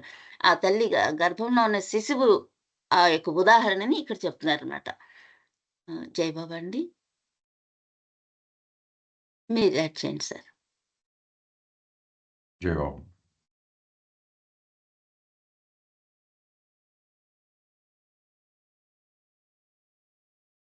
అంటే పారాడాక్స్ అంటే నార్మల్గా లాజికల్గా అర్థం చేసుకోవడం కష్టం, కాంట్రడిక్టింగ్గా ఉంటుంది అనమాట.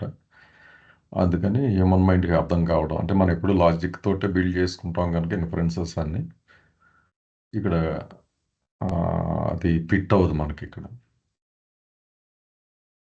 అంటే రియాలిటీలో వెళ్ళినప్పుడు నిజంగా అర్థం అవుతుందని చెప్పినప్పటికీ కూడా మనకి ఈ మిస్టరీ అర్థం కావడానికి బాబా ఒక చిన్న ఎగ్జాంపుల్తో చెప్పారని, అది తర్వాత పేరలో మదర్స్ హోమ్లో ఉన్న చైల్డ్ గురించి ఒక ఎగ్జాంపుల్ చెప్పారని చెప్తారు. దాస్ మీరు ఏమైనా యాడ్ చేస్తారా ఈ పేర, మిగిలిన వాళ్ళు కానీ ఎవరైనా? ఇక్కడ పారాడాక్స్ అనే మాట ఎందుకు వాడారంటే, ఇక్కడ గాడ్ గురించి చెప్తూ 2Bలో స్టేట్ 2 ఆఫ్ గాడ్లో ప్యారలల్గా అన్కాన్షియస్నెస్ ఉంది, కాన్షియస్నెస్ ఉంది. ఎలా అది సాధ్యం? ఇప్పుడు భగవంతుడికి తెలియదు అన్న అర్థం ఉంది, తెలుసు అన్న ఒక అర్థం ఉంది, కానీ తెలియకపోవడం అనే స్థితి, తెలియడం అనే స్థితి రెండు ఒకేసారి భగవంతుడికి ఉన్నాయంట. ఇది ఎలాంటిదంటే, ఒక రూము చీకటిగా ఉందని చెప్తున్నారు, ఒక రూము పూర్తి వెలుగుతో ఉందని చెప్తున్నారు. అది ఎలా సాధ్యం? అది రెండు ఉంటాయంట మన దాంట్లో, చీకటిగానే ఉండాలి, రూమ్ వెలుతురుతోనే ఉండాలి. అదే రూమ్, ఒకటే రూమ్ చీకటిగా ఉంది అంటున్నారు, చీకటిగా ఉంది వెళ్తాడు. ఇప్పుడు అన్కాన్షియస్నెస్ అంటే చీకటి, తెలియనితనం, అజ్ఞానం. ఇంకోటి అంటే ఒక రకంగా అతను పడుకొని ఉన్నాడు, అసలు అతనికి మెలకువ లేదు. ఇంకోటి పూర్తి మెలకువతో ఉన్నాడని చెప్తున్నాడు. ఈ రెండు ఒకే దగ్గర ఎగ్జిస్ట్ అయి ఉన్నాయి, ఏదో స్టేట్ 2లో. ఇది మనిషి అర్థం చేసుకోలేడు ఖచ్చితంగా, కానీ ఇది సాధ్యం రియాలిటీలో అని చెప్తున్నాను. Paradox in the of the realm of reality అన్నారు. ఇది 7th ప్లేన్ అంటే రియాలిటీలోనే ఉన్నాం మనం, బట్ ఇక్కడ అది పారాడాక్స్ అయినప్పటికీ హ్యూమన్ ఆస్పెక్ట్లో, బట్ సైమల్టేనియస్గా రెండు ఉన్నాయి. ఇంకా ఈ రెండు the manifestation of the latent infinite consciousness and unconsciousness అనేది జరుగుతుంది. Is beyond the grasp of human to understand and digest. కానీ మనం అలా అర్థం చేసుకోవాలి, అలా జరుగుతుంది. మిగిలిన వాళ్ళు ఏమైనా యాడ్ చేస్తారండి? గోపాలకృష్ణ గారు.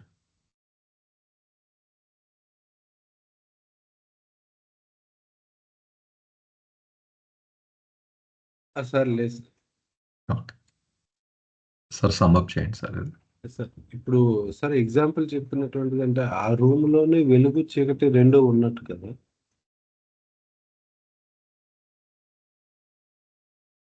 అవునండి, అదే రూమ్, దాస్ అవును, సేమ్ రూమ్ లో. పారాడాక్స్కి ఉదాహరణ ఏం వాడుతుంటారంటే అండి, బాయిలింగ్ ఐస్ క్రీమ్ అంటారు. బాయిలింగ్ ఐస్ క్రీమ్ బాయిల్ అయితే ఐస్ క్రీమ్ ఎలా కుదురుద్ది? మన కదా. ఊహకు అందదు అది. బట్ అది పారాడాక్స్ ఉదాహరణగా వాడతారు. బాయిలింగ్ ఐస్ క్రీమ్ అంటారు. అది సాధ్యమే అంటున్నారు. బాబా ఇంత పెద్ద పేరాలో కూడా సింపుల్గా ఒకటే విషయం చెప్తున్నారండి. అనంత చైతన్యము, అనంత చైతన్యము ఒకేసారి ప్రకటితమయ్యాయి అని చెప్తున్నారు. ఎలాగిది ఒకేసారి ఎలాగొస్తాయి రెండు కలిపి అనేటువంటిది మానవుడి యొక్క మేధస్సుకి అతీతమైన విషయము. అవగాహనకు జీర్ణించుకోవడానికి సాధ్యం కాదు. కానీ ఇది సత్యం యొక్క పరిధిలో అనుభవంలోకి వచ్చినప్పుడు అప్పుడు ఓహో అని అప్పుడు నీకు ఇది అనుభవంలోకి వస్తుంది. అంతవరకు ఇది ఇలాగే చిక్కుముడిలాగే ఉండిపోతుంది అన్నారు. అయితే ఇది అర్థం చేసుకోవడానికి బాబా తల్లి గర్భంలో ఉన్నటువంటి ఒక శిశువు ఆ ఉదాహరణతో దీన్ని వివరించి చెప్పడానికి ప్రయత్నం చేశారు. అది తర్వాత పేరాలో చదువుకుంటాం.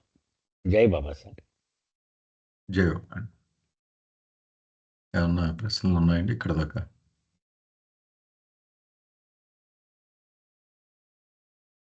ఆ ఎగ్జాంపుల్ అయిపోయిన తర్వాత డిస్కస్ చేసుకుంటే బాగుంటుంది సార్. అది కూడా నెక్స్ట్ పేరా. అలాగే sir.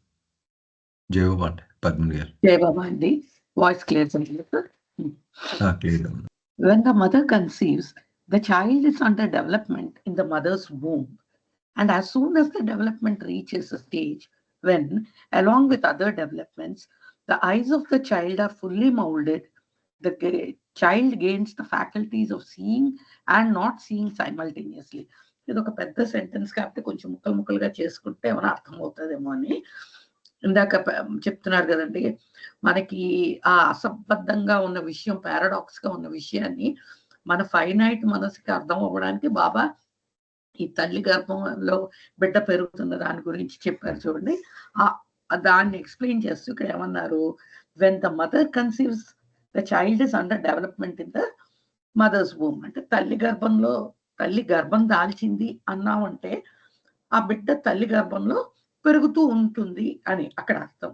And as soon as the development reaches a stage when, along with other developments, ఈ గర్భంలో ఏం జరుగుతుంది, ఎన్నో మార్పులు, అవయవాలు అభివృద్ధి చెందుతూ ఉంటాయి.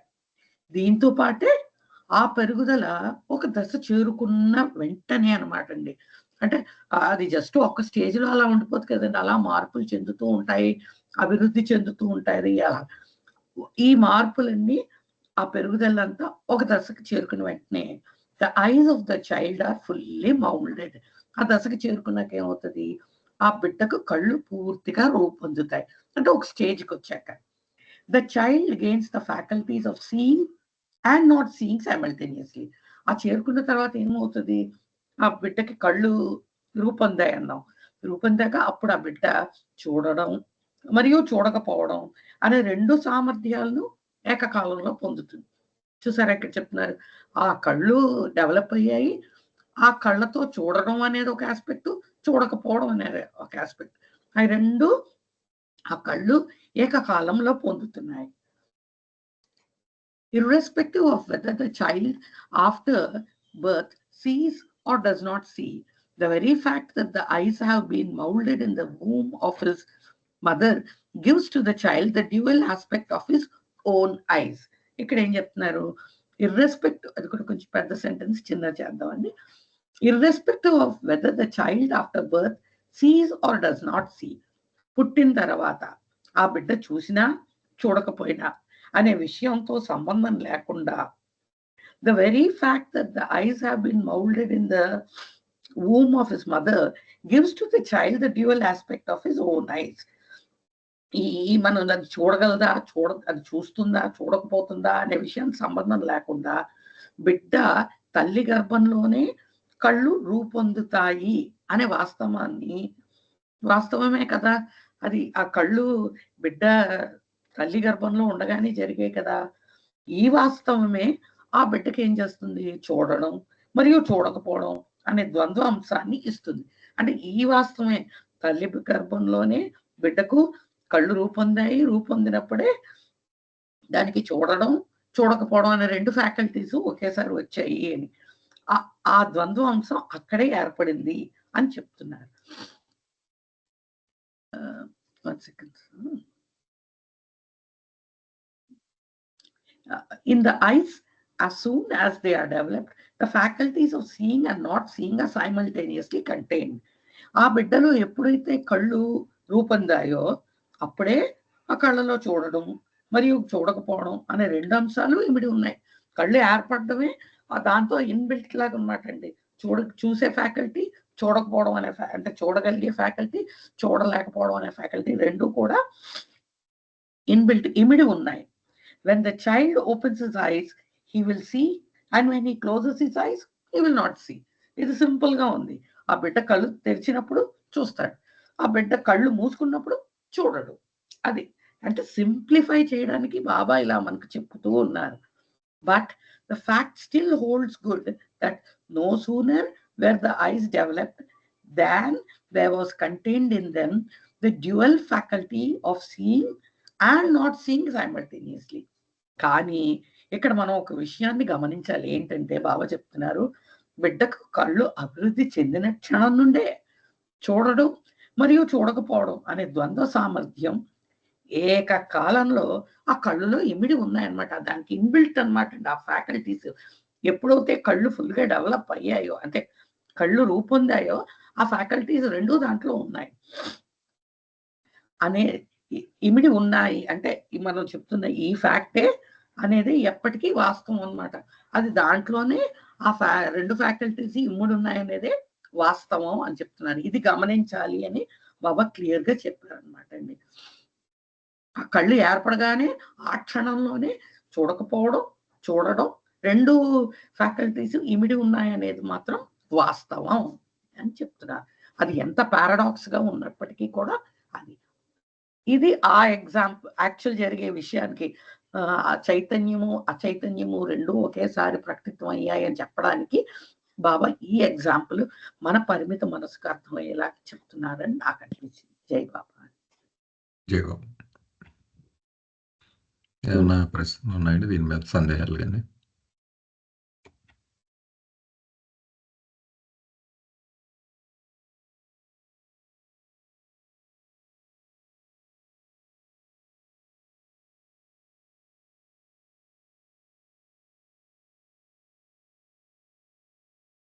ఓకే, సమ్అప్ చేయండి సార్. ఆ శిశువు ఎగ్జాంపుల్ని ఎక్స్ప్లెయిన్ చేస్తున్నారండి బాబా. తల్లి గర్భం దాల్చినప్పుడు ప్రతిరోజు కూడా అభివృద్ధి చెందుతూ ఉంటుంది ఈ బిడ్డ పిండము. రకరకాల అవయవాలు నెమ్మదిగా ఏర్పడుతూ ఉంటాయి. అవయవాలతోటి పాటు కళ్ళు కూడా అవి రకరకాల దశల్లో అభివృద్ధి చెందుతాయి.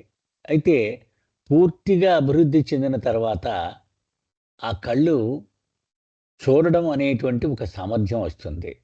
ఆ సామర్థ్యము కావాలంటే కళ్ళు తెరిచి చూడగలదు, వద్దు అనుకుంటే కళ్ళు మూసేసుకొని చూడకుండానూ ఉండగలదు. సో సైమల్టేనియస్లీ అంటే నాకు అర్థమైంది ఏంటంటే, ఒకేసారి చూడగలగడము చూడలేకపోవడం అని కాకుండా చూసేటువంటి స్థితి, చూడనటువంటి స్థితి ఒకేసారి కలిసి అవి మనుగడ సాగిస్తూ ఉంటాయి. ఆ 2 స్థితులు అని నాకు అర్థమైందండి. ఇది అంటే చూడగలిగేటువంటి సామర్థ్యము, చూడకుండా ఉండేటువంటి సామర్థ్యము, ఈ 2 కూడా కలగలిసి ఉంటాయి. అది ఇక్కడ బాబా బహుశా మనకి ఇక్కడ చెప్పడానికి ప్రయత్నం చేస్తున్నారు అని. అంటే భగవంతుడికి ఎరుక కలిగిన స్థితి, ఎరుక లేకుండా ఉండే స్థితి, ఈ 2 కూడా ఒకే సమయంలో కొనసాగుతూ ఉంటాయి, 2 స్థితులు కూడా అని అర్థం చేసుకోవాలని నాకు అనిపించింది సార్. Yes sir. అదే మీరు అన్నట్టు క్యాపబిలిటీ పాయింట్ ఆఫ్ వ్యూలోనే చెప్తున్నారు. అది క్యాపబుల్ అనమాట. అంతేగాని లాజికల్గా కళ్ళు తెరిస్తేనే అది ఉంటుంది కదండి, కళ్ళు మూస్తే లేదు కదా, 2 ఏకకాలం ఎలా అవుతాయంటే ఆ యాంగిల్లో చూడకూడదని మీరు అన్నట్టు అర్థం. అదే ఈ డ్యూయల్ కెపాసిటీస్ రెండు కూడా ఎగ్జిస్ట్ అవుతాయి. లక్ష్మణ్, యూ కెన్ యాడ్ అండి. అంటే ఇక్కడ ఎగ్జాంపుల్కి వచ్చేసరికి కెపాసిటీస్ రెండు అక్కడ ఉన్నాయి అని చెప్తున్నాం, కానీ ఇక్కడ బాబా చెప్తుంది రెండు స్థితులు రెండు ఉన్నాయి ప్యారలల్ గా. రెండు స్థితులు ఉన్నాయి అక్కడ. ఎబిలిటీ క్యాపబిలిటీ కాదు. కాకపోతే ఆ రెండు స్థితులు ఉన్నాయని చెప్పడానికి బాబా ఈ ఎగ్జాంపుల్ తీసుకున్నారు. సో ఈ ఎగ్జాంపుల్ లో క్యాపబిలిటీ గురించి మాట్లాడుతున్నారు, కానీ ఈ క్యాపబిలిటీ అనే టర్మ్ అక్కడ అప్లై చేయకూడదని నేను అనుకుంటున్నాను. ఎందుకంటే అక్కడ రెండు మాత్రం God straight away he is experiencing both states, unconscious state as well as conscious state. అదే స్టేట్స్ గురించి ఇక్కడ మాట్లాడుతున్నారు. అయితే ఇక్కడ చైల్డ్ కి ఆ సెన్స్ అంటే బిడ్డకి కళ్ళు పెరిగిన తర్వాత తను చూడగలుగుతాడు, చూడలేకుండా ఉండొచ్చు. రెండు పాసిబిలిటీస్ ఉన్నాయి, కానీ ఆ రెండు పాసిబిలిటీస్ ఉండడం అనేది అయితే ఉంది అక్కడ ప్యారలల్ గా. ఆ పాసిబిలిటీస్ చూడడం, చూడలేకపోవడం అనే పాసిబిలిటీస్ రెండు ఒకేసారి ఎగ్జిస్ట్ అయి ఉన్నాయి చైల్డ్లో, ఎప్పుడు ఆ కళ్ళు డెవలప్ అయినప్పుడే. అలాగే ఈ రెండవ స్థితి ఏర్పడినప్పుడే అది అనంతమైన చైతన్యం అనేది, అనంతమైన చైతన్యం అనేది, అన్కాన్షియస్ స్టేట్, కాన్షియస్ స్టేట్ రెండు ఉన్నాయి. అంతవరకు ఎగ్జాంపుల్ తీసుకుంటే సరిపోతుంది. మళ్ళీ ఈ బిడ్డ విప్పి చూడొచ్చు, చూడకపోవచ్చు, హీ హ్యాస్ ఎ చాయిస్ అనే ఆస్పెక్ట్ మళ్ళీ ఎగ్జాంపుల్ నుండి తీసుకొచ్చి అక్కడ పెట్టకూడదని అనుకుంటున్నాను, ఎందుకంటే అది ఇక్కడ ఫిట్ కావట్లేదు. కానీ బాబా మొత్తం ఎక్స్ప్లెయిన్ చేసేది అలాగే చెప్పారు. The eyes of the child or fully moulded. The child gain the faculties of seeing and not seeing simultaneously, irrespective of whether the child after birth sees or does not see. The very fact that the eyes have been molded in the womb the mother gives the child the dual aspects of his own eyes. In the eyes, as soon as they are developed, the faculties of seeing and not seeing simultaneously are contained. ఇది తీసుకోవాలి. అది whether he will see or not, and application of that faculty గురించి మాట్లాడలేదు. the existence of the faculty అనేది మాత్రం ఇక్కడ ఈ example లో మనం తీసుకోవాలి. Yes.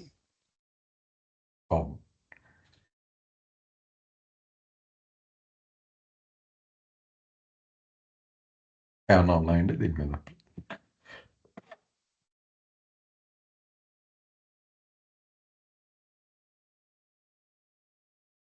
అంటే యాక్చువల్లీ దాస్ నాకు అనిపిస్తుంది, ఈ గాడ్ స్పీక్స్ చదివేటప్పుడు లాట్ ఆఫ్ అన్లెర్నింగ్ కూడా యాజ్ ఎ హ్యూమన్ బీయింగ్ మన పెర్సెప్షన్స్ దాటి ఇమాజిన్ చేసుకోవడానికి ప్రోత్సహించినట్టే కదా ఇది ఈ గ్రంథం బేస్గా.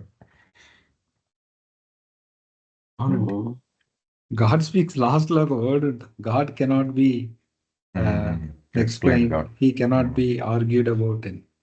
అది మనకి తెలుస్తుంది యాక్చువల్గా పూర్తి అయ్యేసరికి. అంటే మన స్థాయిలో భగవంతుడి గురించి చెప్పలేము ఇప్పుడు కూడా. అందుకే గాడ్ అనుభవింపవలసిన అనుభవవేద్యమైన వస్తువు తప్పిస్తే అది ఊహించగలిగేది, అర్థం చేసుకుని, అంటే జనరల్గా ప్రపంచంలో మనకున్న అనుభవం ఏదైతే ఉందో అందులో ఆ స్థాయిలోకి అతన్ని తీసుకురాలేము ఇప్పుడు. ఆయన లక్షణాలు చెప్పంటే ఇలాగ చెప్పాలి, అతనికి అందనివాడు, అర్థం చేసుకోలేనివాడు, ఇలాంటి డెఫినేషన్స్ వస్తాయి తప్పిస్తే దిస్ ఈస్ గాడ్ అని ఎవరు చెప్పలేరు. అంటే ఆ ఒక్క స్టేట్మెంట్తో ఈ ప్రపంచంలో ఉన్న వాదాలు అన్నిటికీ బియాండ్ అని చెప్తున్నారు బాబా. అన్ని నథింగ్ అని కదా, that doesn't make any sense. దాటి ఉన్నాను అని చెప్పడం కదా. అంటే నిజంగా అతను ఫాదర్గా అనుకుంటే అతను బిడ్డలైన మనందరికీ చెప్పాలని అనుకుంటాడు, కానీ చెప్పలేని విషయం అది. మనకు అర్థం కాదు కనుక. సింపుల్గా నేను ఎక్కువగా అనుకునే ఎగ్జాంపుల్ ఏంటంటే, చింతకాయ పుల్లగా ఉంటుంది అనేది, ఎప్పుడు పులుపు తిన్నవాడికి ఎలా పులుపు అంటే డిఫైన్ చేస్తారు మీరు? ఆ పులుపు అంటే మీరు ఎన్ని చెప్పినా అది ఉప్పు అనో ఇంకా కారం అని ఏదో చెప్పేస్తారు తప్పిస్తే, అంటే వాడికి అనుభవం ఉన్నది అనడం నిజంగా అది వాడికి నోట్లో పెడితేనే వాడికి తెలుస్తుంది ఆ పులుపు చేదో ఏదో అని. జస్ట్ గ్రాస్ లెవెల్లో ఉండే ఒక టేస్ట్ నే ఎక్స్ప్లెయిన్ చేయలేము మనం.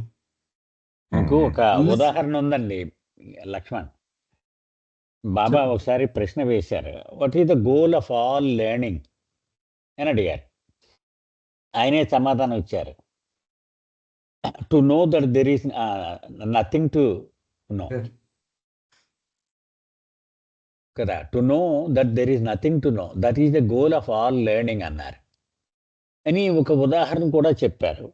ఒకడు తలనొప్పి ఎప్పుడూ ఎక్స్పీరియన్స్ చేయలేదు, కానీ తలనొప్పి గురించిన గ్రంథాలు మొత్తం ఔపోసన పట్టేశాడు, ఉపన్యాసాలు వ్యాఖ్యానాలు ఇచ్చుకుంటూ తిరుగుతూనే ఉన్నాడు. ఒక్కనాడు తలనొప్పి వచ్చింది అతనికి. ఆ తలనొప్పి రాగానే ఆ గ్రంథాలన్నీ తీసి గోడవతలకి విసిరేసేట. ఎందుకంటే తన మేధస్సు ద్వారా, ఈ మేధో మదనం ద్వారా అవగాహన చేసుకున్నది it is only A shadow of that real knowledge.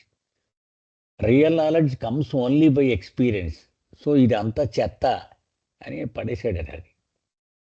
అది అంచేత ఇదంతా కూడా మనకి ఎక్స్పీరియన్స్ వచ్చేలోగా ఏదో మనం ఉన్నటువంటి ఒకే వనరు మేధస్సు, దాని ద్వారా ఎక్స్ప్లెయిన్ చేయనాక ఆయన ట్రై చేస్తున్నారు, మనం ట్రై చేస్తున్నాం అవగాహన చేసుకున్నాక. అంతే. అవునండి. మనం వాడుతున్న ఫ్యాకల్టీసే అసలు కరెక్ట్ కాదు. That it self is a shadow కదా. అంటే ఒక లైట్ నుండి వచ్చిన నీడ, ఆ నీడ లైట్ ని అర్థం చేసుకోవడానికి ట్రై చేస్తుంది. చూడండి ఎలా ఉంటుంది. Correct correct correct. ఆ నీడకి ఏం తెలియదు, దాని ఎగ్జిస్టెన్సే ఒక స్థిరత్వం లేనిది. అది వెళ్ళి లైట్ సోర్స్ ని అర్థం చేసుకోవాలంటే ఎలా సాధ్యం? అందుకే బాబా అన్నారు, anything explained in illusion, anything understood in illusion is nothing but illusion. Correct. ఆయన ప్రయత్నం అది పాపం. So all our perceptions, conceptions, understanding అంతా కూడా జస్ట్ మన ఇంటెలెక్చువల్ సాటిస్ఫాక్షన్ కోసం తప్పిస్తే. అదే చివరి స్టేట్మెంట్ అన్నారు కదా, దాని అర్థం ఇదే. ఇది అంటే ఇది it is not meant to be understood, it is meant to be experienced and lived. Correct. God can only B lived and loved.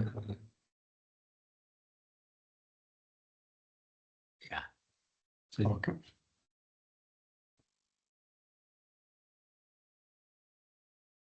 Continue చేద్దామా? ఓకే. సిమిలర్లీ విత్ అంటే ఇప్పుడు మనకి ముందు పారాగ్రాఫ్ లో చెప్పుకున్న ఎగ్జాంపుల్లో దేనికి చెప్పుకున్నాం అంటే మనకి అక్కడ జరుగుతున్న భగవంతుడి స్థితి గురించి అర్థం చేసుకోవడానికి చెప్పారు కదా. ఇప్పుడు మళ్ళీ భగవంతుడి దాని గురించి మాట్లాడుకుంటున్నాం. Similarly with the insurge of the original infinite whim in God, both the infinite consciousness and infinite unconsciousness latent in God were manifested simultaneously, which to the limited mind appears paradoxical. ఇప్పుడు అదే ఈ womb example ఎందుకు చెప్పారంటే మనకు అది మన పరిమిత మనసుకు అర్థం కాదు కాబట్టి చెప్పారు. యాక్చువల్ అక్కడ జరుగుతుంది ఏంటి, అదే విధంగా భగవంతునిలో ఆదిమూల విలాసం ఉప్పొంగినప్పుడు, ఆ ఒరిజినల్ విమ్ వచ్చినప్పుడు అంతర్లీనంగా ఉన్న అనంత చైతన్యం మరియు అనంత అచైతన్యం రెండూ కూడా ఏకకాలంలో ప్రకటితమయ్యాయి. ఈ విషయం పరిమిత మనస్సుకు అసంబద్ధంగా కనిపించవచ్చును. ఎలా జరుగుతుంది? అనంత చైతన్యం స్థితి అంటున్నారు, అనంత చైతన్యం అనంత చైతన్యం వచ్చేస్తుంది, అనంత అచైతన్యం వచ్చేస్తుంది అని చెప్పేస్తున్నారు కదా ఏకకాలంలో. మరి పరిమిత మనస్సు, మనదంతా పరిమిత మనస్సు, మన పరిమిత మనస్సుకి ఏంటంటే ఈ విషయం అసంబద్ధంగా కనిపిస్తుంది. ఇది ఎట్లా జరుగుతుంది? ఇల్లాజికల్ గా ఉంది అనిపిస్తుంది అని చెప్తున్నారు. జై బాబా. జై బాబా.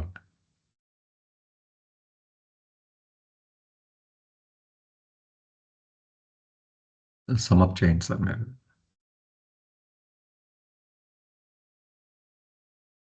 ఇది బాబా చెప్తున్నారండి. ఈ ఆది లీలా విలాసము పుట్టగానే భగవంతుడిలో అనంతమైన చైతన్యం ఉన్న స్థితి, అనంతంగా చైతన్యం లేని స్థితి, ఈ రెండు అప్పటికి అంతర్లీనంగా దాగి ఉన్నటువంటివి ఇవి అప్రయత్నపూర్వకంగా ఇవి పుట్టుకొచ్చాయి ఒకేసారి.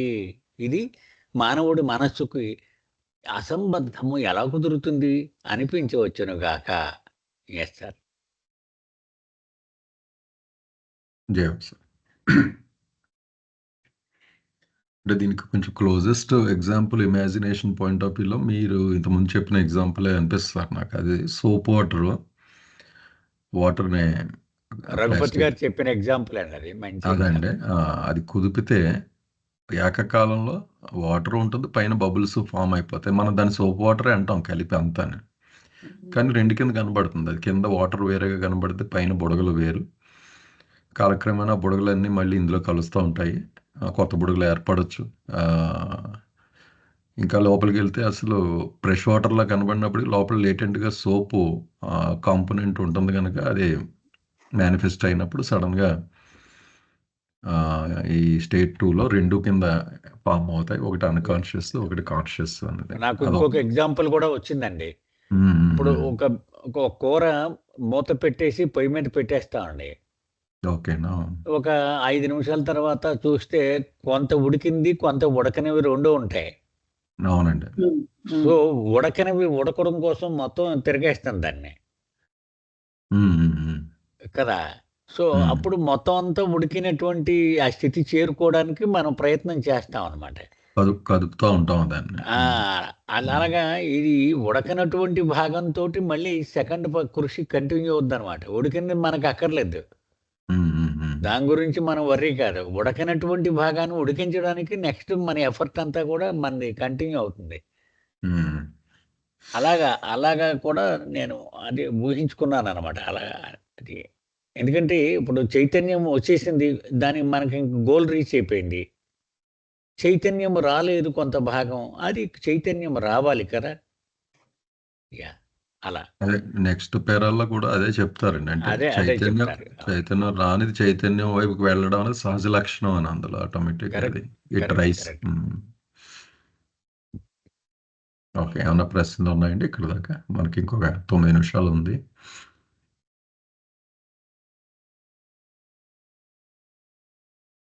బాబు గారు మీదేనండి ఇది? నాదే సార్. కంటిన్యూ ఇంకోటి ఉందా? పూర్తి చేసేద్దాం. Okay. Thus God, in his most virginal state, one of the beyond, gained spontaneously through his original state 2 of the beyond, his own infinitely unconscious state and his own infinite conscious state simultaneously, depicted in the chart as states A and B respectively. ఇది almost అలాగా repeat అవుతూనే వచ్చింది. అందువలన భగవంతుడు తన అత్యంత ఆదిమూల స్థితి 1లో పరమాత్మకు చెందిన తన ఆదిమూల స్థితి 2 ద్వారా 2 స్థితులను పొందాడు. మనం ఇందాక చెప్పుకున్నాం. ఆ మొదటి స్థితి నుంచే 2వ స్థితిని పొందాడు అని. ఈ 2 స్థితులు ఏమిటి? అవి తన స్వీయ అనంతంగా ఎరుకలేని స్థితి మరియు తన స్వీయ అనంతంగా ఎరుకగల స్థితి. ఈ రెండింటిని ఏకకాలంలో పొందాడు అని చెప్తున్నారు. ఏ విధంగా పొందాడు? ఆ రెండింటిని అప్రయత్నపూర్వకంగా పొందాడు. అదేదో పెద్ద దానికి కసరత్తులు చేసేసి ఎన్ని చేసి ఏం పొందలేదు కదండి. అప్రయత్నపూర్వకంగా పొందాడు. ఈ 2 స్థితుల్ని ఆ పటంలో ఆ చార్ట్‌లో ఏ మరియు బి గాను వరుసలో చూపబడ్డాయని చెప్పారు. జై బాబా. జై బాబా. పైకి వెళ్ళండి. దాసు కిందకు వచ్చేస్తుంది.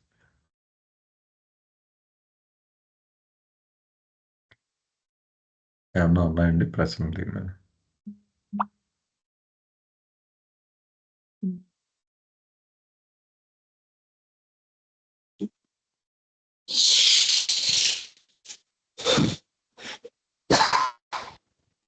ఓకే. సార్ సమ్మప్ చేయండి సార్ అది.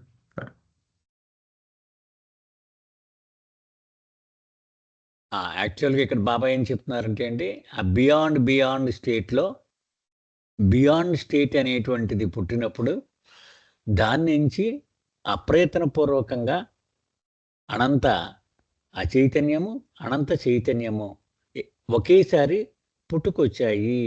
ఈ అనంత అచైతన్యం ఉన్న స్థితిని ఏ అని, చైతన్యము లేని ఆ చైతన్య స్థితిని చైతన్యము పొందిన స్థితిని బి అని పేరు పెట్టారు. ఇది స్టాండర్డ్ అండి. మొత్తం ఇక్కడ నుంచి 10 స్టేట్స్ ఆఫ్ గాడ్ అంతా కూడా ఏబి కాన్సెప్ట్ ఖచ్చితంగా క్లారిటీ ఉండాలి. ఏ అంటే చైతన్యము లేని స్థితి, బి అంటే చైతన్యము గల స్థితి. ఇవి స్టాండర్డ్ అనమాట. ఇవి ఎస్ సార్. ఓకే.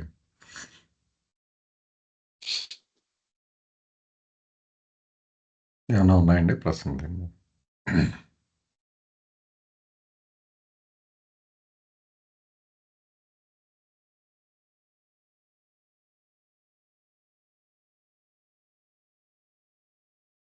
అండ్ ఇంకొక డైమెన్షన్లో సార్ నాకు అనిపిస్తుంది, దాసు కరెక్ట్ మీ, యాక్చువల్గా స్టేట్ 2ని విడదీసేయచ్చు యాక్చువల్గా. స్టేట్ ఏని మళ్ళీ ఇంకో స్టేట్ లాగా, స్టేట్ బిని ఫర్దర్ స్టేట్ లాగా, కానీ ఒకే స్టేట్లో చూపించారు ఇది ఏబిసిబి. కానీ నిజానికి చూస్తే అన్నీ ఏకకాలంలో జరుగుతున్నాయని ఇందాక అనుకున్నాం కదా, ఒకే దాంట్లో మొత్తం జరుగుతున్నాయి, విచ్ ఇస్ బియాండ్ స్థితిలో లోపల జరుగుతున్నాయి ఇవన్నీ. కానీ కేవలం ఎక్స్ప్లెనేషన్ పర్పస్కే బాబా ఇస్ ట్రయింగ్ దిస్ అంతే. అలా అనుకోవచ్చు అండి ఇది. అంటే నేను అంటే ఈ స్టేట్స్ ఇవన్నీ చెప్పడం అనేది వివరణ కోసం మాత్రమే మీరు అంటున్నారా? అంటే ఇప్పుడు ఒక స్టేట్మెంట్ వాడంగా ఏకకాలంలో అన్కాన్షియస్, కాన్షియస్, అంటే అనంతమైన అన్కాన్షియస్, అనంతమైన కాన్షియస్ ఉంటాయని ఎలా అనుకుంటున్నామో, ఈ ఏకకాలంలో అన్ని స్థితులు ఒకచోటే అక్కడే జరుగుతున్నాయి కదా మొత్తం అంతా దాంట్లోనే. అవునండి. అలా అనుకున్నప్పుడు మనకి పిక్చోరల్ ఇమాజినేషన్ కష్టం కనుక ఈ క్రియేటెడ్ థియరిటికల్ బౌండరీస్ అంతే మనకి ఎక్స్ప్లెయిన్ చేయడానికి. ఒక దగ్గర చెప్తారు, గాడ్ స్పీక్స్ లోనే వస్తుంది ఆ దగ్గర, అసలు క్రియేషన్ ఇవేవీ లేవు, అసలు ఇది జరుగుతుందని మనం అనుకుంటుందంతా అబద్ధం, వాస్తవానికి భగవంతుడి తప్పిస్తే ఇంకోటి లేదు అనే ఆస్పెక్ట్ కూడా ఉందన్నమాట. అంటే అది కూడా చెప్తారు అన్నమాట ఇప్పుడు మీరు అంటుంది. అయితే ఇప్పుడు మనకి డిఫరెంట్ స్కూల్స్ బయట ఎగ్జిస్ట్ అయి ఉన్నాయి. స్కూల్ ఆఫ్ థాట్, అది సూఫిజంలో ఉన్నాయి, వేదాంతిజంలో చాలా ఉన్నాయి. వేదాంతం అనేది ఒకటి కాదు, వేదాంతంలో డిఫరెంట్ స్కూల్స్ ఉన్నాయి. అలాగే బుద్ధిజంలో కూడా 2-3 స్కూల్స్ ఆఫ్ థాట్ ఉంది. అన్ని స్కూల్స్ ఆఫ్ థాట్ ఏదో ఒక పర్టికులర్ ఆస్పెక్ట్ ని చెప్తూ ఉన్నవే. అంటే ఒక్కొక్కటి ఒక్కొక్క యాంగిల్లో మాట్లాడుతున్నాయి కాబట్టి, అంటే అది అప్పటి గురువులు అప్పటి కాలమాన పరిస్థితులు బట్టి వాళ్ళ యొక్క యూనివర్సల్ వర్క్ బట్టి వాళ్ళు పర్టికులర్ స్కూల్ ఆఫ్ థాట్ ని వాళ్ళు ప్రాపగేట్ చేశారు. సో బాబా అన్నిటినీ కవర్ చేశారు ఈ బుక్ లో. ప్రతిదీ ఎక్కడ దేన్ని ఎలా డిఫైన్ చేయొచ్చు అని చెప్తూ ఒకానొక సెన్స్ లో ఏం చెప్పారంటే, అసలు క్రియేషన్ అనేది లేదు, ఇదంతా కూడా అసలు ఏమి లేదు, అబ్సల్యూట్ గా గాడే ఉన్నాడు అని కూడా చెప్పారు. ఏమండి ఒకసారి లక్ష్మణ్, రానుగాలి చార్ట్ ఉంది కదా, అవునండి, అది ఒక్కసారి చూపించరా?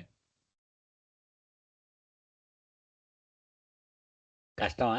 కష్టం అవుతుంది. లేదు, దీని తర్వాత వస్తే ఎక్కడ వస్తుంది అది ఒక్కసారి చూపెడితే దాని హెడ్డింగ్ బాబా చాలా స్పష్టంగా పెట్టారనమాట. హెడ్డింగ్ చూడండి, గాడ్స్ క్రియేటివ్ ఇమాజినేషన్, మొత్తం అంతకీ హెడ్డింగ్ అది పెట్టారు. గాడ్స్ క్రియేటివ్ ఇమాజినేషన్ పక్కన చూడండి హెడ్డింగ్, గాడ్స్ క్రియేటివ్ ఇమాజినేషన్. అంటే ఏంటన్నమాట, ఈ బొమ్మ అంతా వేసి భగవంతుడు ఊహ అన్నారు. అది అంటే ఊహ అంటే ఏంటి, అసలు లేదు. అక్కడ ఇంపల్సివ్ అని కూడా ఏదో వాడేస్తారు అక్కడ. అదే ఇంపల్సివ్ ఇమాజినేషన్.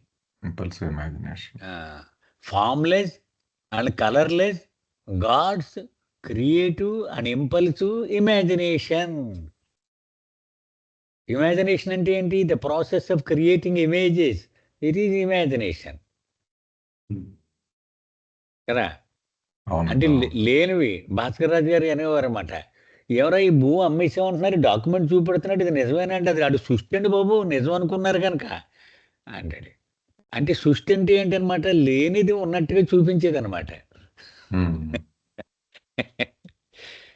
సృష్టి అనే పదమే అది అనేవారు. అంటే లేదు నిజానికి, కానీ ఉన్నట్టుగా చూపెడుతున్నాడు, దాన్నే సృష్టి అన్నాడు.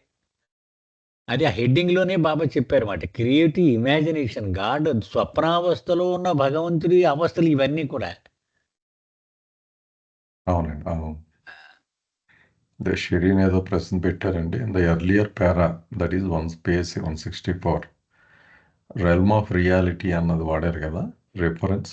And the realm of reality, realm అన్నది క్యాపిటల్, అన్ని అక్షరాలు క్యాపిటల్లో ఉన్నాయి ఇందులో. In the chart 3 God conscious all different అన్నారు ఇందులోనండి. చార్ట్ 3 అంటే దాస్ అది మనం చూస్తుందా? కాదండి, చార్ట్ 3 అనేది పేజ్ నెంబర్ 95 లో ఉంది. అంటే క్వశ్చన్ చూసారు కదా ఇదండి, చూసాను. Realm of reality, okay. ఇక్కడ రెల్మ్ ఆఫ్ రియాలిటీ అని అన్నారు. అది క్యాపిటల్లో ఈ రెల్మ్ ఆఫ్ రియాలిటీను ఇప్పుడు మనకి వచ్చింది కదా, మీకు కనిపిస్తుంది కదా. అలాగే ఇంకోటి ఎక్కడ వాడారు, అదే ఇంతకు ముందు 164 పేజీలో కూడా వచ్చింది రెల్మ్ ఆఫ్ రియాలిటీ. రెండు ఒకటేనండి. ఒకటే అయి ఉంటుంది కదా. ఒకటే. అయితే ఇక్కడ బహుశా అతనికి ఇది ఎందుకు సెపరేట్ గా చూపించారంటే ఇది కూడా రెల్మ్ ఆఫ్ రియాలిటీయే, రియాలిటీలో మరి కొంచెం అడ్వాన్స్డ్ స్టేట్, అదేంటంటే సి స్టేట్. అతనికి అదే షిరీన్కి చెప్తాను, అది పర్ఫెక్షన్ అన్నారు. పర్ఫెక్షన్ అంటే ఇది కూడా రియాలిటీ వేరు, రియాలిటీ నుంచి పర్ఫెక్షన్ వేరు. ఇది సి స్టేట్ మనకు వస్తుంది, అంటే నెక్స్ట్ పారాలో ఇంకా చెప్తారు. అది గాడ్ మ్యాన్ గాడ్, అది ఆ స్థితి అది. But it is also part of, అంటే ఒక రకంగా దీని నుండి ఇది పుట్టింది అనుకోవచ్చు. అంతే. దీని ఫాదర్ స్టేట్ అన్నారు క్రిస్టియానిటీలో. అంటే రెల్మ్ ఆఫ్ రియాలిటీలో ఇంకొకరికి సహాయం చేసేటువంటి కెపాసిటీ ఉండదండి. రెల్మ్ ఆఫ్ పెర్ఫెక్షన్ లో ఇంకొకరికి సహాయం చేసేటువంటి కెపాసిటీ వస్తుంది కదా. అంతే, దానికి పెర్ఫెక్షన్ పేరు పెట్టుకున్నారు. అది పర్ఫెక్ట్. చెప్పారు సైకిల్ రిక్షా అని, ఆ ఎగ్జాంపుల్ గుర్తొస్తుంది. అదే అండి. అంచేత పెర్ఫెక్షన్ అంటే బాబా ఏమి ఇచ్చారంటే ఇంకొకరికి ఉపయోగపడకపోతే వీడు ఒక్కడికే ఉపయోగపడితే అదేం ఉపయోగం అన్నారు. అది పెర్ఫెక్షన్ కాదు కదా. పెర్ఫెక్షన్ అంటే 10 మందికి ఉపయోగపడితేనే పెర్ఫెక్షన్ అనే సెన్స్లో చెప్పారు బాబా. ఎస్,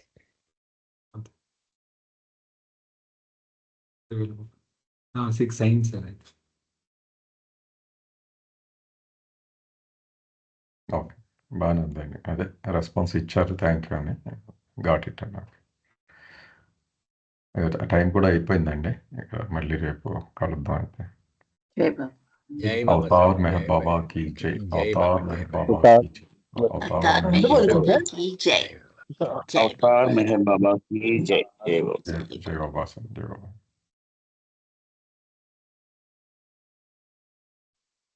జై బాబా, జై బాబా, జై బాబా సార్, జై బాబా. అందరికీ జై బాబా.